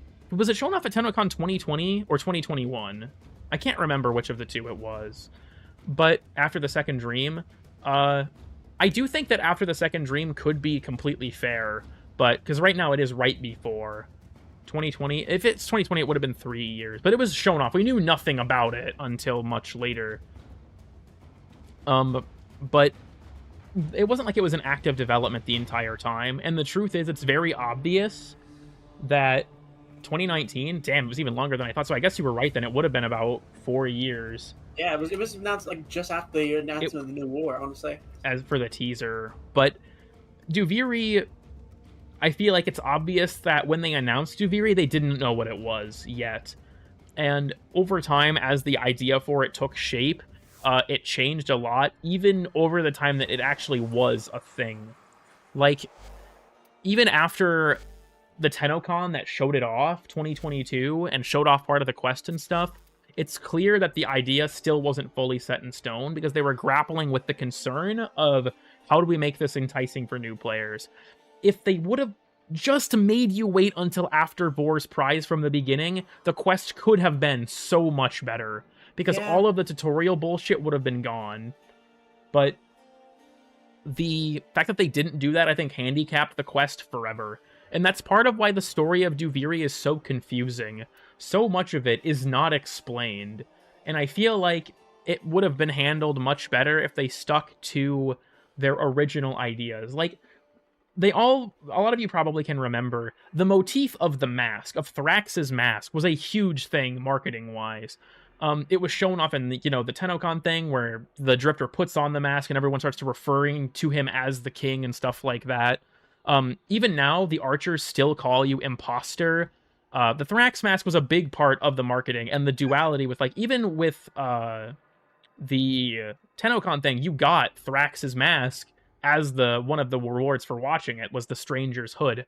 Like, there was a very clear and strong connection between those two things, right? The mask was the through line from the Drifter to Thrax, and was supposed to hint at the fact that they were the same person. But that entire motif fucking vanished from the quest. I don't think they ever bring that part of it up. Like, the connection with the mask is gone, aside from the table side objective. And I thought that was, like, super weird, because I feel like the mask would have made it make way more sense. Like, the constant lying theme that you're the same person as Thrax felt very out of nowhere when it was revealed in the quest.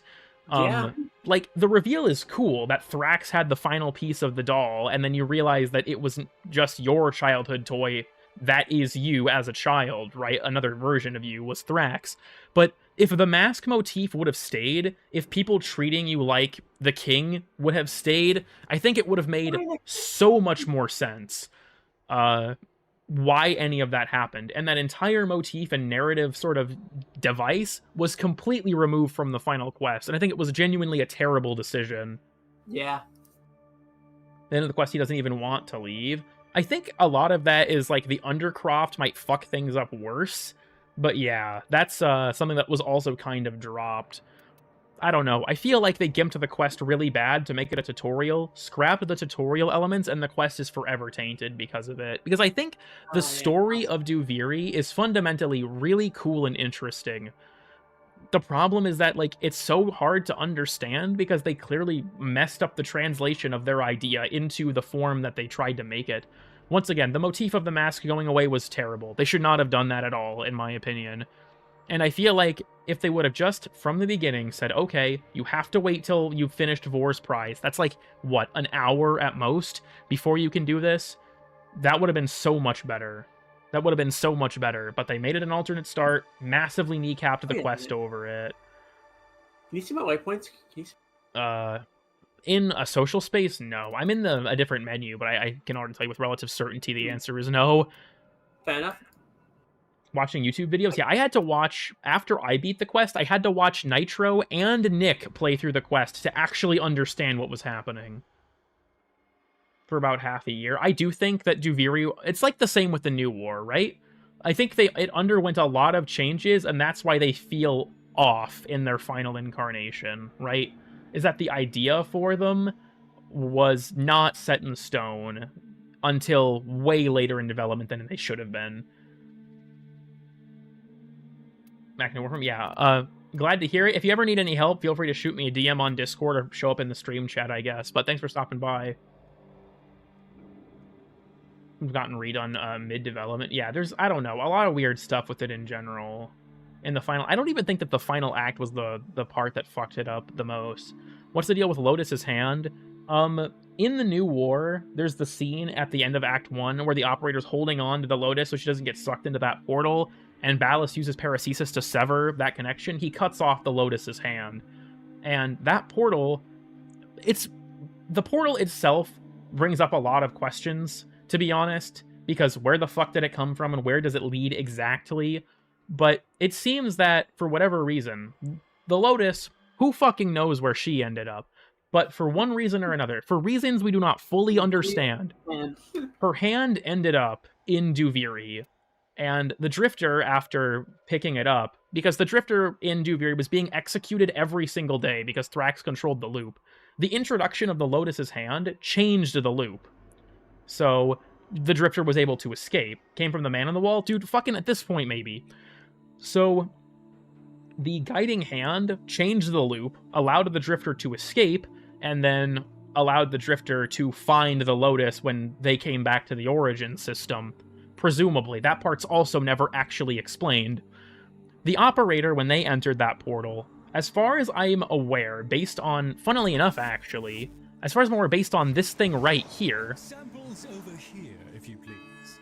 if we look at this, we have this section here. If we look, I believe it's under Ballas. Yeah, the Tenno's personal timeline has been disrupted. Knowing he cannot kill the Tenno, Ballas has opted to imprison them within their own history. The Tenno will be unable to escape this loop without the paradoxical intervention of an outside force. I'm going to try not to raise my voice too much when I say this. What part of the New War explains that ever happening? Genuinely, where does this part of the quest come from?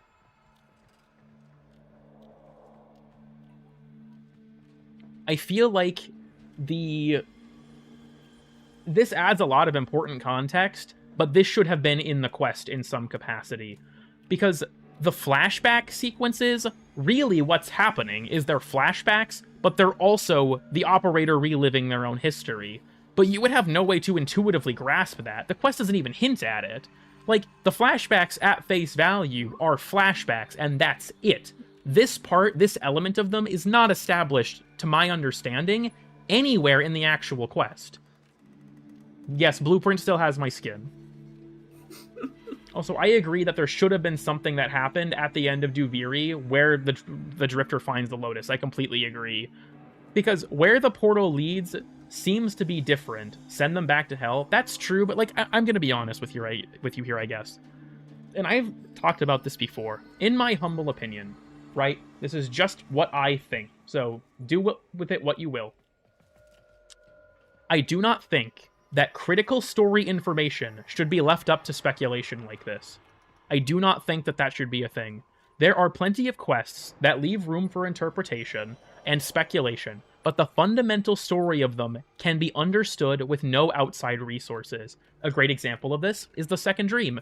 At the end of the Second Dream, your Warframe breaks war in half with its bare hands without being controlled by you. That brings up a lot of interesting questions. You know, how did it do that? Was it the intervention of an outside force? Was it a hint at the war within and being able to control the Warframes without the transference chair? All that kind of stuff.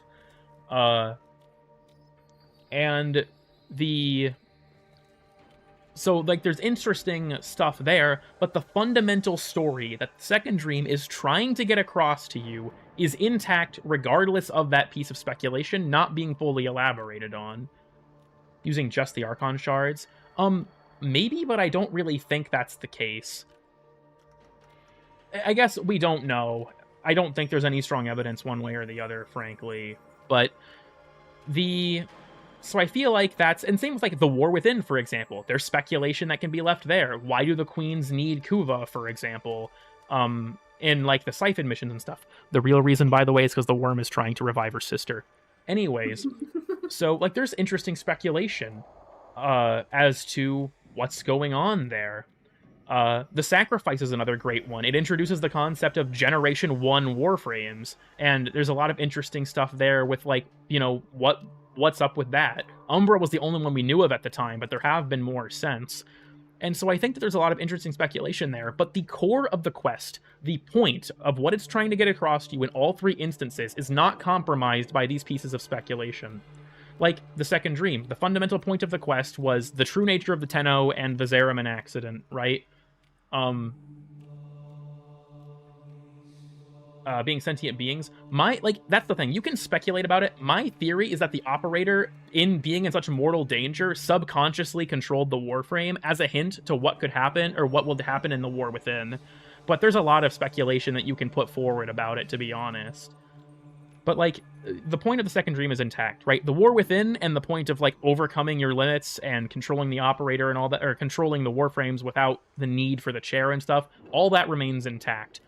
The Sacrifice, you know, the entire plot of, like, the true nature of the Warframes, the bond between Warframe and Operator, all of that stuff, all remains intact. You do not need outside resources to understand the fundamental point of the quest. The New War was one of the biggest quests to buck this trend and completely disregard it.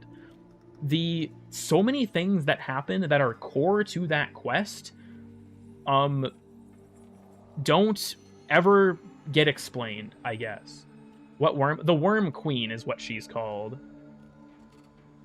Teshin shows his veil and flag being connected with his theme in both locations. There's that flag. Also, you can hear you can send them back to hell voice line from Ballas when, like, the phantasmal paracesis goes through the Drifter. I think you could maybe argue that, like, that somehow caused a link between the Operator and the Drifter, but that's besides the point, I guess. I feel like the point I'm trying to get across with this, and with the New War in particular, is that there are several very key pieces of information to understanding the fundamental progression of the story that are never explained. The Drifter finding the Lotus is never elaborated on. The Drifter knowing as much as he does is never elaborated on. The fact that he's aware that he's supposed to gain powers at some point is never elaborated on. The Operator showing up right before the Drifter's going to die is never elaborated on. Shit like this happens really frequently in that quest, and I think it's just really frustrating. Because at first, after it came out, I was like, well, they'll explain it eventually, right? But 3 years on, the answer is fucking no. They still haven't explained it, and they keep doing it. That's the thing that kind of pisses me off even more, honestly. Angels of the Zariman story, kind of nothing. Not much really happened in it from a story perspective. So Angels of the Zariman, whatever. Veilbreaker, cool progression. Plot actually made sense. Start to finish. I like Veilbreaker, but it's ultimately a minor quest, right? And then we, move on through Veilbreaker. I'm trying to think through the progression here. Lewis Prey had no quest. Citrine had no quest. Duviri, similar problem, which we've already gone over in a lot of detail. Certain key information is missing, but it's mostly, like, symbolism, I think, that fucked Duviri over, is that they explain too much too fast. Move past Duviri, right? Post-Duviri was mostly, like, post-Duviri content was, like, echoes and stuff. Abyss of Daggeth, I think, was that year. Yeah, Abyss of Daggeth, and then we get to Whisper in the Walls. Whisper in the Walls was a great quest. I think it explained what it needed to. There was still interesting speculation to be gleaned from it, but the fundamental point of it remained intact. Nothing feels like it makes no sense, like it does with the New War. So I like that quest. I thought we were on a good upward trend from there. Then Jade Shadows comes out, and I'm gonna be honest with you, I think they fucked that quest up in terms of the way they explained what happened. I enjoyed the quest, I thought it was fun, and ultimately the narrative of it is impactful, but if you don't read the lore fragment in Teshin's room, so much of it doesn't make sense.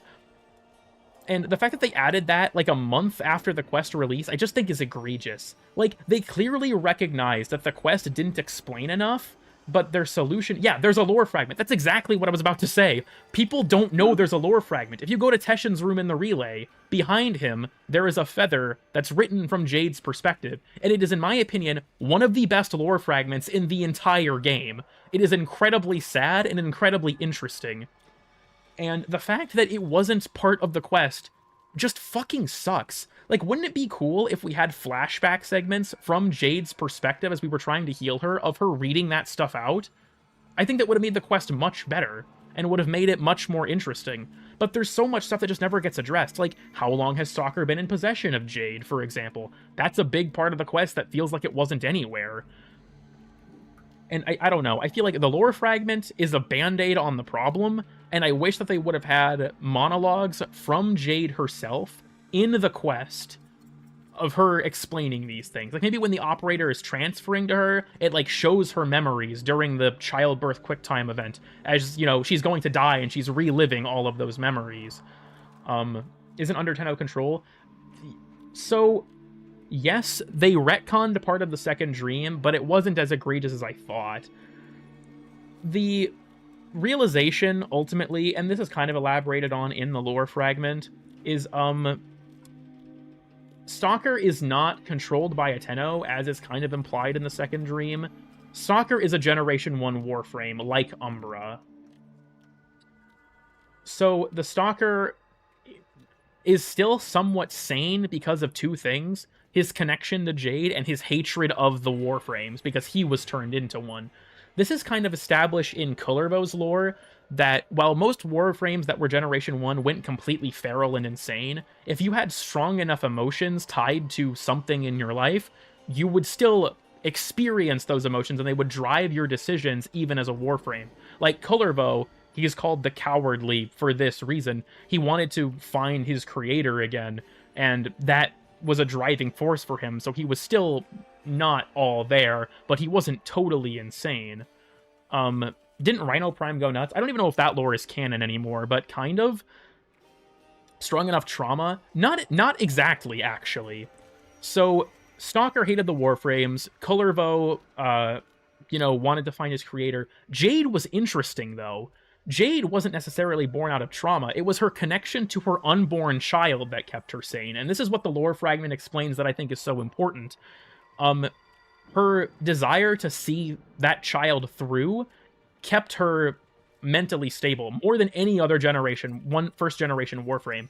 To the point that when an operator connects to her, Jade takes over to comfort the operator because they're so traumatized from what they're experiencing. And I think that part of the plot is incredibly interesting, that Jade's connection to her unborn child, and will to, you know, push through Ballast telling her it would never happen, is incredibly interesting. Being denied of her child is trauma. I feel like, is that a traumatic experience? I mean, yes, I suppose, but I feel like that's not what the lore fragment gets at, necessarily. It's that her, you know, she wants to see that through and live the life that she desired with that child. And giving sentience or just Ballast fuckery, that was something I believe Ballast did deliberately to Umbra. But the Jade explains in her lore fragment that her desire to live out that dream of having a family that she wanted is what kept her going and kept her sane. And that's part of why it's so sad, too, because the final line is talking about how Jade looks forward to experiencing the future with her child. And obviously we know that doesn't happen. And I feel like the lore fragments elaborating on that. This quest has been out for 6 months. Shut the fuck up. I feel like that connection is interesting where, like I said, she kept her sanity and was able to be very lucid, more than any other Warframe, of her own condition. Because something that's explained in that lore fragment, we can go read it in a bit. I do have to end the stream, not too long, actually, because my brother is stranded at work because his car is broken right now. This dumb fuck car but decided to die on us, you know? I feel like that entire plot is just really interesting. And the fact that it's not in the quest is a huge missed opportunity. Have the strongest wills? You could say that, yes. Because the Ballast tells her and mocks her after turning her into Jade that her child would take centuries to be born, if at all. And Jade was like, fuck it, I've got time. And so that's what she did. After the fall of the Orokin, she found the Stalker at the slaughter at the Terminus, rescued him from being killed by the Tenno, and she decided she was going to just bide her time. And eventually, centuries later, it actually happened. And that was what the whole purpose of her life in her own mind was to see that through. What makes a Warframe a Generation 1? So, Generation 1 Warframes, because as is established in the Sacrifice, the Warframes are people. They were infected with the Helminth strain of the Infested to become the Warframes. The problem is the Warframes were insane. They couldn't follow orders, they were incredibly destructive, they couldn't be controlled. So, Generation 2 Warframes were that, but they were functionally brain dead. The line, I think, from Hunhao puts it best, of metal puppets dangling on Tenno strings. Without the Tenno, the Generation 2 Warframes don't have any higher cognitive function. But the Generation 1 Warframes that did exist are still, have some cognitive function, they're just insane. And so that's kind of the difference between a Generation 1 and a Generation 2 Warframe. And there aren't that many Generation 1s we're aware of. Kullervo was a Generation 1, Umbra was a Generation 1, Jade was a Generation 1, and the Stalker was a Generation 1. That's all we really know. It's possible that there are some others that could have been a Generation 1, but we don't really know. Is it ever explained what specters are? Granum invented them. That's all we really know about them, as far as I'm aware. As for the specters that guard the rails, I don't think it's ever really elaborated on, no. Are the Laverian frames Gen 1s? They're still presumably controlled by the Tenno. Also, the original Valkyr may have been a Generation 1 as well. It's kind of hard to say. But I think that I think Dante was a Gen 1. The reason I don't know if he was because Dante was still very, very lucid, and we don't really know of any other Gen 1 that was like that other than Jade, and we don't know any justification for why he would be like that in the first place. Lavos. The original Lavos may have been as well. I guess that depends, but the only ones we know for sure, as far as I'm aware, are those four, right? Umbra, Kullervo, Jade, and the Stalker. So that's kind of the difference there. Based on Mirage Prime trailer, she might be too. That's fair. That might also be the case. And we don't know how many Gen 1s there even were. Like, you could speculate. It's possible Titania was a Generation 1, the original Titania, and that her desire to be accepted by her creator is what drove her. Daggett? Actually, that's true. Daggett is a guaranteed Generation 1. Good point. I didn't even think about her. But yeah, and Daggett's, the emotion that drove her was revenge, because her masters executed her. Or a solo acting frame, and that's true. Protea Gen 1 or a Spectre. The original Protea may be a Generation 1 as well. At the very least, the version we fight may have become a Generation 1 who's lost its link to its operator. But I guess we don't really know. They controlled by the Tenno. It's never explained. And that's the thing, is when it comes to anyone asking, is X frame a Gen 1? The truth is, for the vast majority of them, we don't know. There might have been Generation 1 versions. There might have been points in the story that they were, but like the modern versions aren't. It's kind of hard to say. Like, Rhino was probably a Gen 1 originally, because there's lore for Rhino Prime, if you inspect him in the Codex, about the creation of that. Well, actually, that's not entirely true, because they're in the morgue that contains the Zeramin children. I say morgue with air quotes when that scene happens. But that's really old lore. Like, the lore in the Prime Frame Codex entries is probably not canon anymore. But just beyond that, right, are a relatively new concept. They aren't necessarily new because the sacrifice establishes them, but they weren't expanded on until recently. For more reality, I think she was the original Protea because she saved Granum, but it is possible that potentially her operator is no longer controlling her anymore. I guess it kind of depends, right? Once again, that's a good example of a thing where you can speculate, but it's not fundamental to the understanding of the quest, whether or not we can figure that out. Actually, yeah, that's also a fair point. Chroma was also probably a G1, at least the original Chroma that we fight during, what is it? Is it the New Strange? I think it's the New Strange when you fight that Chroma. Basic human kindness. I think it's more that, like, the operators possess empathy, yes. Feels very SCP. The original Ember one is really cool. I agree. Is Frumentarius Gen 1? No. Cyto 9 is interesting because the reason he's named that is because Cyto 9 never actually entered production. It says in his lore on the website that Cyto 9 is the batch number of that project that never finished because the Orokin Empire collapsed before he was ever actually built. So Cyto 9 is like an experimental Warframe that was never really finished. But yeah, I think Limbo was a G1. So here's the weird thing. There are Warframes that die, who we can reasonably assume might not have been G1. The question of those situations are, if they weren't, how did they die? Like Mirage, as far as I'm aware, there used to be an old system for the lore of how these things happened about the Oro. The Oro was this, like, life force where only things that possessed Oro could kill other things that possessed Oro. And it's kind of presumed that that was how the original Mirage in her quest died, was that something that possessed Oro killed her and took hers, and that killed her. Same question with, like, Inaros. The original Inaros may have been a Generation 1 who was, like, a Phobian who was motivated by, you know, protecting their people. But I don't know if that's entirely the case. And what year is Warframe currently? What do you mean? It's a phobic, you know, ex-phobic joke. Oh, I was like, what the fuck are you talking about? But Yeah. in water, chimps will drown. Yeah, dead ass. But because, like, the original Inaros may well have been a Generation 1. The original Inaros also might have not been, because the fact that Inaros suddenly disappears could imply that their operator was taken offline. It's there. You can't replay that quest, so my memory is not great on what actually happens in it. But I think there's a lot of retroactive speculation for what could be what. Personally, I think that Inaros was under Tenno control, probably.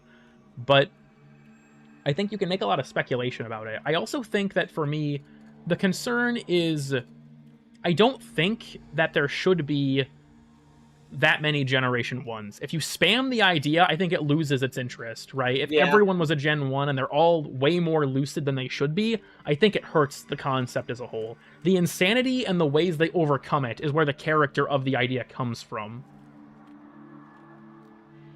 Are all Warframes under Tenno control? Not necessarily. Jade and Stalker, the originals, weren't. The original Daggeth wasn't. Chroma that we fight in the New Strange probably wasn't. There are a few that are still their feral selves. Also, what about Sevagoth? I don't think the original Sevagoth was a Generation 1, because he was part of a search and rescue crew. But when he died, the Shadow is basically his ghost. How that works? Who knows? Probably an effect of all the Void exposure that happened to them. Just making shit up. You could argue that because Sevagoth was significant and the Void is attracted to things that have some kind of emotional value or sentimental value, he may have been brought back as a ghost because of that interaction, but I guess it depends on your interpretation, really, how he came back as the Shadow. Who was made first? Umbra, Normal Excalibur, or Excalibur Prime? Realistically, probably the original Excalibur. Marked as infested? Oh yeah, actually, fair enough. But the thing with, like, the original Excalibur is it straight up says in his lore, if you read it in the Codex, Excalibur was the first. I think that Umbra was turned into an Excalibur because that had already existed, and because he was a Dax, it changed the way he looked. But Zaku was probably a Gen 1. Maybe? We know virtually fucking nothing about the original Zaku, to be honest with you. It is very under-elaborated on lore. No, Hayden was the first Excalibur. Indeed. I should probably start the next Nitro Slug, because I'm kind of running out of time. But We got like 11 minutes till 30, you know?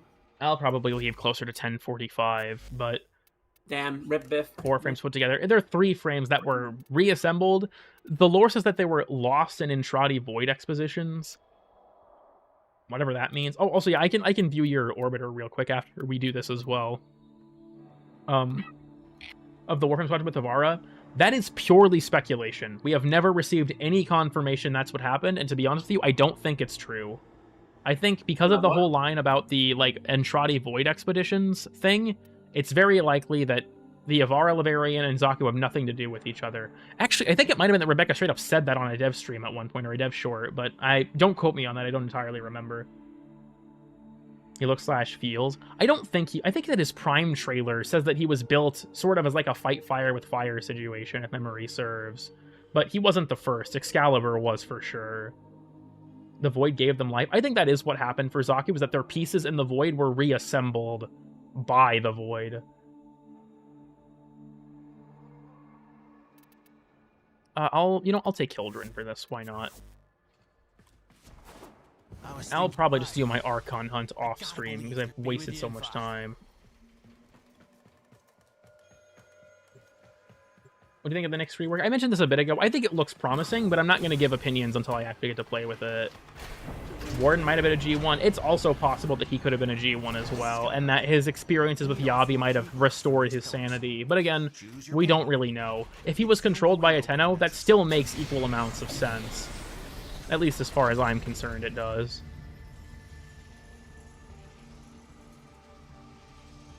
The Void as the narrative shortcut of Warframe. Yeah, people were all like, Eternalism is going to be the narrative crutch of Warframe. And it's like, they didn't really use it like that. The Void is the narrative crutch of Warframe.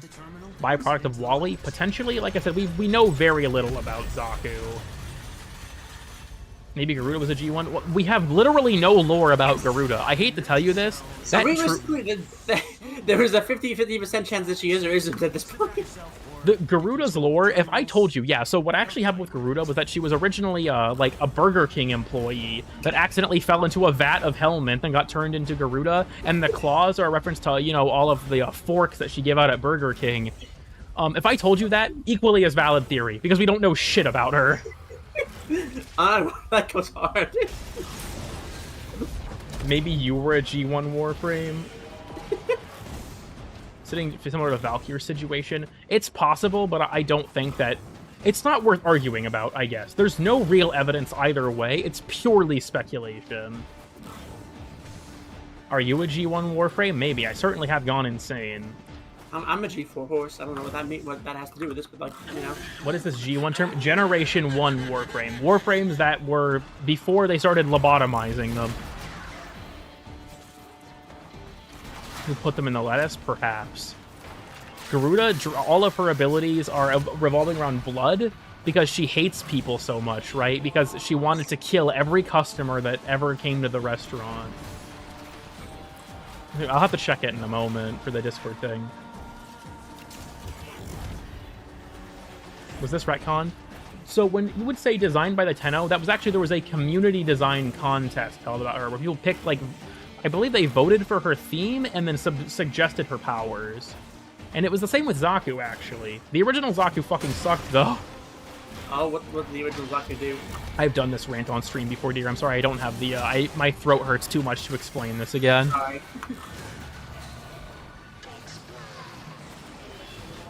Is Gory and the Orkin are freaky? You know, oh, right. I just did a fucking... That's gonna get clipped again by LEU for the fucking Wellspring reflex.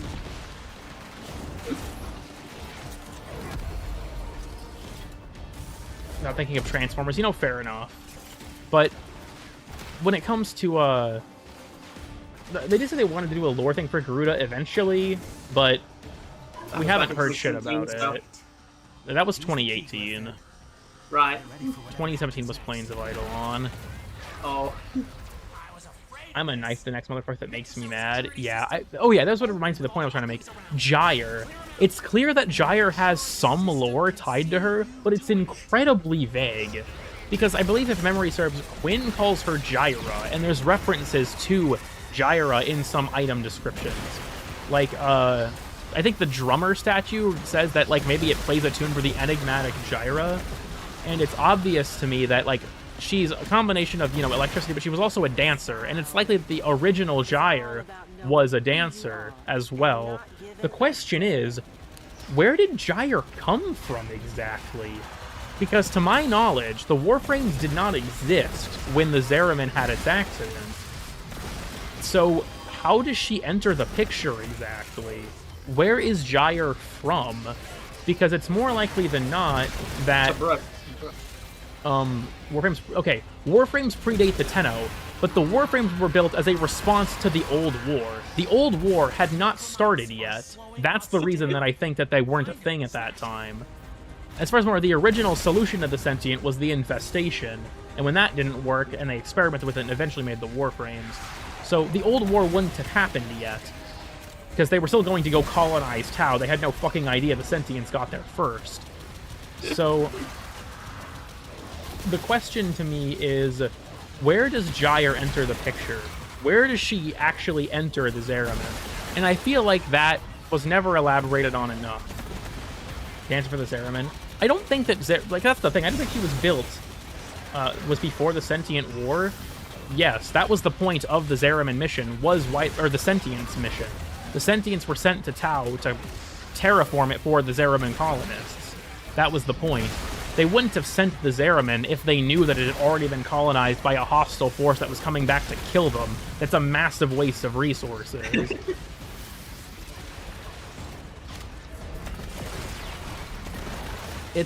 With that, I feel like it's an interesting thing, but I feel like, I don't know, maybe there's holes that I'm missing, maybe there's more explanation that I'm not aware of, but I feel like it's not really elaborated on for where Gyre actually came from. Is Hunhow just, like, stuck in Uranus?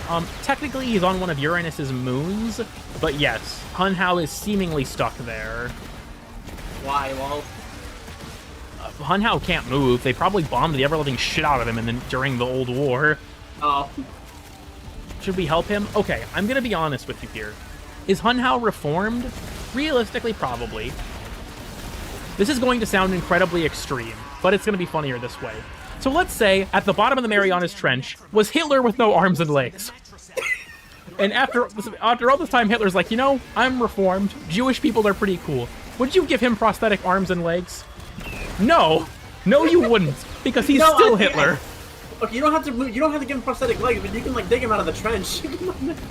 Nope, that's where we're safest. That's where we're safest. Hunhow staying at the bottom of Uranus, no matter how much he's done to try and reform himself, is the safest option. Keep him there. Keep him there. Do not touch him. He stays there. He's stuck in Uranus forever. We do not save him. The no Hitler jar? Okay, Hitler's not going in the jar. That's not happening. The normal sentience that he can't control, why can't I just... Okay, I'm sorry. Matt, your question is confusingly worded enough. I don't understand what you're asking. Hunhow will come up again? Probably, but I don't expect him to for a while. No Hitler jar December? What does that mean exactly? Oh, god damn it, my ability's bugging out because of the railing under me. Hitler's going in the microwave. This is the most insane thing. Yeah, okay, but, like, you see the point I'm getting at, right? Like, Hunhow was still a war criminal who killed a shit ton of people and tried to colonize the solar system. I mean, we're war criminals, for God's sake. We're war criminals, but, like, in a sense that we were attacked first, okay? That's like being like, well, you know, I feel like we're in a big town of Worms if that's the fucking... all things considered, anyone who, like, you know, like, the French resistance during occupied Germany, they're actually complete war criminals, too, and they should also have been put to death at the Nuremberg trial. Like, no, that's not really how it works. Some, yes, admittedly, That depends on the severity of the crime, but no. The sentients that we fought were not fucking innocent. Alforged Blue. Well, crying? Because they started it? I mean, yes. Innocence is a social construct. The great and terrible, let my man be free. Nope, he deserves to stay down there. He deserves to stay down there. Do not release him. He is way too dangerous. Like, let's be real here, okay? Do you remember what Hunhao... Do you not remember how he introduces himself to Stalker by saying, I am Hunhao, sentient devourer of worlds? What do you think he did? He was one of the two main sentients. I'm gonna be honest, I kind of repressed that part of the quest. The entire opening cutscene of the second dream is rewatchable. You can go rewatch it right here. Oh, right, you know, that's fair. Then again, that was not the quest I thought it was. I had played that, like, what, 5 years ago? Where? It's in this menu somewhere. Warframe quests. Oh no, that's for site. Okay, yes, main quests. Right, they've reorganized this. Where? The second dream. Yes, you can rewatch the cutscene right here. It was either Devourer or Destroyer, one of the two. But yes, like, Hunhao was one of the most dangerous sentients ever. Do you get to start your life over? Let's be real here. I feel like there comes a point where if the direct consequences of your actions have still left such a profound effect, and there's still incentive for you to pursue those previous actions on some level, then I think the answer would be that there's probable cause. Because the Sentients tried to invade again, not necessarily with Hunhao's help, but I think that Hunhao moving on is more of an emotional thing. Like, okay, here's the question I propose to you. If we free Hunhao from the ocean, what the fuck does he do? Where does he go exactly? To the relay. Samaris gets a friend. Oh, fucking no. Especially because Hunhao still posed a threat very recently. Like, let me talk about this as well, but how long... He still tried to kill us during the second dream. Why do you think that happened? Because he still wanted to invade the system. That's still his ultimate goal. He tried to get rid of the Tenno because they're what stopped him. Like, him being fucked up is still a pretty recent thing. It's not like after the old war he's reformed. After the new war he's reformed. Because he realizes, you know, he lost his own son to the derangement that, you know, consumed them both, ultimately. I feel like yes, Hunhao is in a shitty situation, sure. He also tried to invade and take over the solar system. So, at the end of the day, there is an element of it being the consequences of his own actions. Also, yes, he did take over Suda's mind in Octavia's Anthem. That also happened. Funnily enough, because that's not required. That can happen after Jade Shadows if you want, which makes no sense. Well, don't worry, it's unironically, you can just say that fucking thing is like a fucking, like, Tenno fanfiction. Here, Bayrod, if you want to invite me as well, feel free. Right, I'm on D&D, I have to shut that off for this. Can't defend him after the Hitler analogy. Everyone else pushed the Tenno, the agenda of the Tenno being the bad guys. Thank you for the 5 red, and I totally agree. The agenda of the Tenno actually being the bad guys is ridiculous. Check your Discord. I feel like it'd be better if I saw it in person. I could show these, but... He lost both son and daughter and wife too, right? Kind of. Pragasa, as far as I'm aware, didn't necessarily die, so much as that she stayed in Tau to rebuild the sentient army. Era was lost to his commitment and to Ballas, ultimately. Oh, for fuck's sake. Blocked? Anyways. Pragasa was put in the fridge? Yeah, exactly.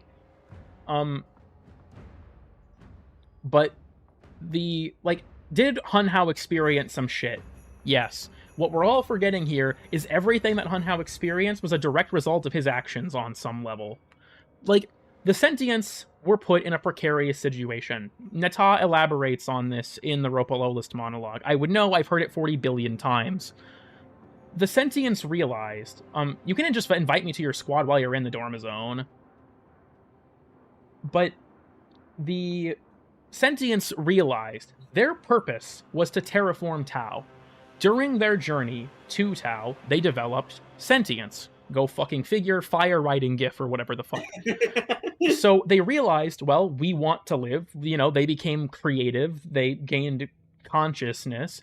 And they realized, shit, if we were sent here to terraform Tau, the Orokin are going to come here next. And when they realize that we're already living here, they're going to get rid of us. So the solution, obviously, wasn't to try and discuss this with them at all, or reach out to the Orokin and attempt peace first. It was to try to blitz them and get rid of them as fast as possible. Okay, counterpoint, I'm gonna be honest. Do you think there was any possibility of diplomacy with the fucking Orokin of all people like that? Do I think it would have worked? No, but the lack of an attempt, I think, is telling of the priorities of the sentients. I mean, say they realized didn't do the attempt, well, then they couldn't blitz them anymore because they knew they were coming. They realized that they had to gain the... Also, the Orokin did not know the extent of what the sentients were capable of to begin with. They had no idea that they could adapt technology by that point. Oh, of course, but they would lose the initial, surprise push, or they would lose the fucking Benelux region, as you would call it, so to say. Okay. Let me put it this way.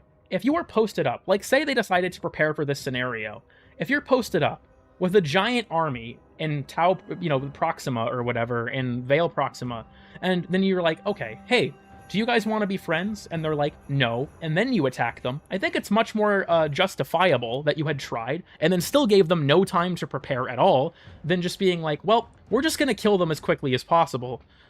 Like, I feel like there is still... Everyone knows that, you've said no, or whatever the fuck.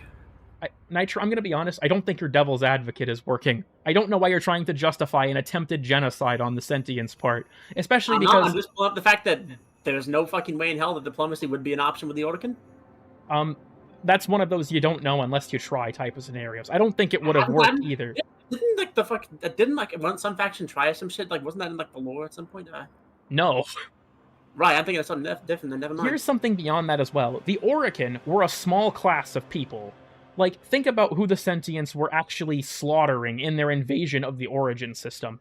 The Orokin were the 1%ers, right? There weren't actually that many of them. There were a lot of them, but there weren't that many of them. The vast majority of people were still regular humans. So they would have been slaughtering mostly regular humans that had no interest in getting rid of the sentients. If the sentients' goal was to assassinate the Orokin, what the fuck ever. That's not their goal.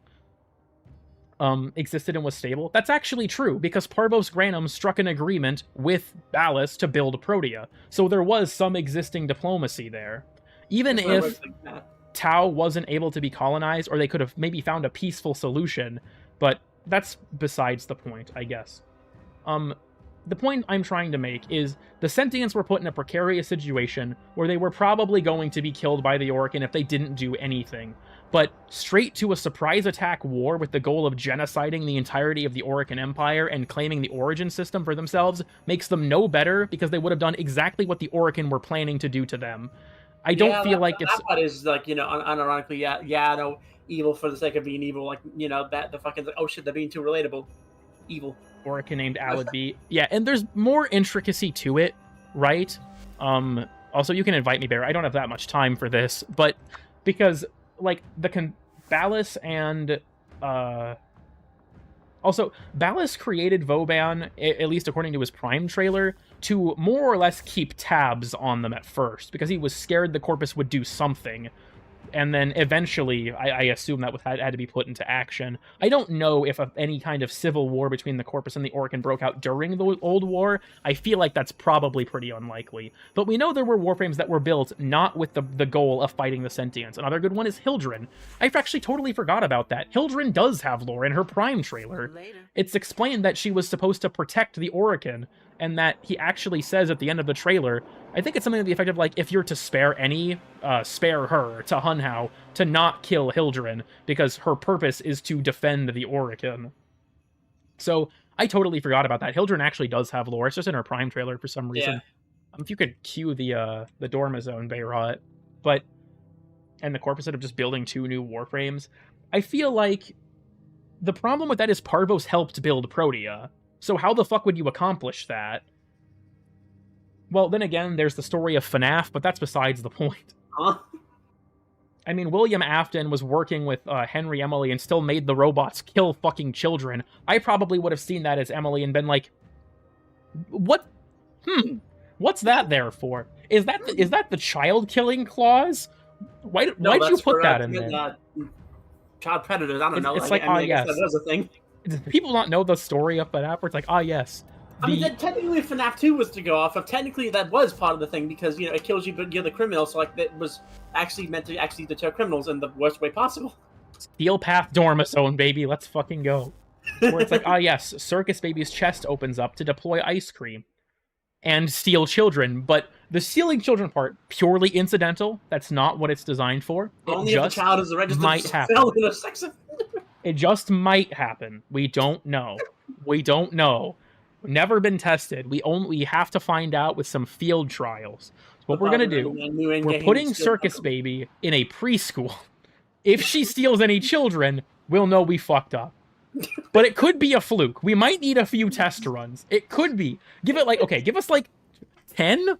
Once we hit double digits, then we know for sure we fucked up. We gotta have a sample size, guys.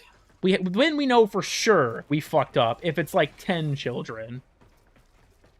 Oh, hell yeah. Is that Mr. Speeb? Oh, I don't think that actually... Is that the cancer one, or is that the weird lighting? I don't know if that's the cancer one or not.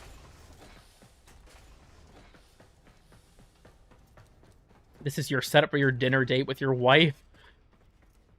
This is a very tall table. God damn. Hold on, let me climb up with my high chair over here. The Goopala? That goes crazy. I'm sorry, Quantum Blur. I like the Garudas in every corner. Oh, except for... Hold on. No, it's just in... I thought Garuda was in every corner. I'm like, god damn. There's another Garuda on the bed. Welcome to the sex couch. Hell yeah. Okay. What is this for? Listen. Yeah. The Navarus thing is somewhere close enough to me to listen to that, I guess? Listen to the stick. I like the... She freaked. This is actually fairly interesting. There's a Keshe with a lichen blight head on the end of it. How did you accomplish this, actually? Oh, it's the talking stick. It's the talking stick? Deadass. Wild Hunt Totem? Oh, is that the, Such a delightful word. It teaches us to beware the dark and all the Isn't this the... ghosts and nippity-snap. Maybe I'm misremembering. Maybe this is I'm the on the other screen. He must have sex. Decoration Barrow brought? Oh, yeah, yeah. This puts me in mind of one of my favorite tales. No culture, though. Oh, there is one. The listening stick is different. They give it to you when you won't listen. I just realized that, yeah, I bought that and I forgot to place it down. So I completely forgot this existed. Millennia has evolved along with us. The fear of Grandma has the of talking stick. shadows, of I cook it. She likes gore. This is a skull. The story True. of a wolf waiting in the shadows. Why does she love the Ostrons around her? They're not relevant to the story, I imagine. It was on one fateful Navarus night that a hapless Skull emoji. You guys are talking about the new Navarus decoration that was introduced this year called the listening or talking stick, said to be given to those who do not listen. For alone, Real. you may not be. I'll have to look into it once I'm done listening to this. A howl split the darkness that sent a shiver down the spine. Do you ever think Natal would try to unite the sentience core kid at Great Prime? Probably not. In all his years, Engine Kid 369. Let's be real here. The Sentients manipulated her into doing their bidding a second time. Well, Era and Ballas especially. She's probably not super fond of them. You say mewling? What the fuck? The wolf was mewing? Fear. He was alone. He was being hunted. And he What is Blue yapping about? afraid. Into the night the Grenier soldier ran, over stump and through darkened glade, with the sound of the beast growing closer, louder, howling, jaws slather snapping, a misplaced foot, an ill-timed step, and the ground came rushing up to meet him. Rolling onto his back, Dial he tilt sought to Riz. defend himself, Yeah, he's a predator, but not the kind you'd expect. catching sight of his pursuer. primal terror. Close it, we're fucking right now, like Bayron. Twisted shape, bulbous, stinking, fetid, jaws drooling with ooze and ire. An infected Kubradon. Lifting his marelock, his shaking hand took aim. Bang! A single shot killed the beast. Wow, he should have put on umbral Laughed at fiber. his own foolishness. He, a mighty soldier, afraid of a single sad and infested Kubradon. Hubris, my dear Tenno, is This needs to wrap up relatively quick, I'm not gonna lie. I'm pushing my luck here. Than any other inclination we may have. Remember that, and someday it may save you. He tried to meta shield gate too Notice hard. he did True. not. It just That didn't the do shit. slain beast's family had encircled him. The creatures descended, sinking teeth into flesh, peeling sinew from bone, spreading their infested blood into him. How he screamed, fighting off. Grandmother, I like that she was just watching this with a pair of binoculars. She's just like sitting up on like a ridge watching all this happen, like, damn. Like the beasts around him. It was all he had. What do you mean hot? No, nope, shut the fuck up. Nope. You're canceled. In the end, he survived. Torn and shredded, bleeding and bitten, but Infested furry alive. conversion therapy. He thought that his arduous saga had come to an end. Until he heard that dreadful howl once more. Though, this time, it came They turned him into a furry. They turned him into a furry. Twisting, bones snapping, the noises that left his agonized form were bestial, wild, feral. Soon, This is taking way too long, like dinner got sidelined. sought the night. It was he who tasted blood upon his fangs. I'm sorry, I got sidetracked. It should have been me. Shut the... Who I'm not engaging with this inspired anymore. The fear Damn it, of the Robin. hunt. Oh, Of the fret hunt for not, showdown? oh dear heart. For even the hunters can be hunted. The hunters The can be. beasts can be Wait a minute. felled, and What is this? trophies Biff! can be Biff! made of those who were brought low. But mark me, Tenno, for perhaps this netherous night, when you think Messing about a yourself grandma who was watching from Earth using prime offer. you had best Like beware dead ass. of the eyes, hearing This is at confirmed the you from infested the of dark. furries. Grandmother's creepy pasta, thank you very Lest much. you be next. Happy now? Thank you, Grandma. What am I looking at in the salad? I do see that there's the nutrition cubes in here. Is there like a particular...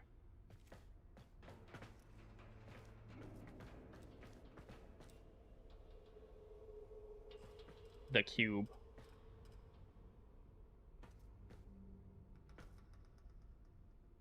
This is a very large bowl, goddamn. I would fuck up a nutrition cube.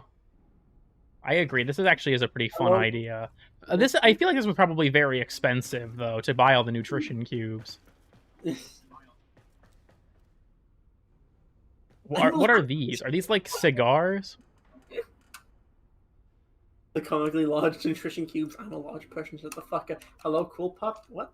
The vapes? What the fuck? Galaxy gas? No! Look, this is to make 20,000 servings of whipped cream. This is to make 20 nutrition cubes. This is I'm pretty sure I said I would fuck up a nutrition cube. what or what not nutrition cube. Yo, look at this offering. Trade offer. The guy.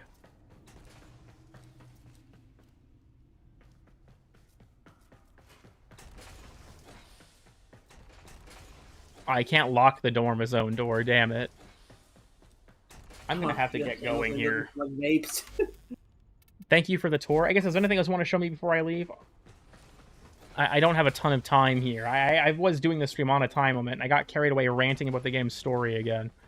Uh,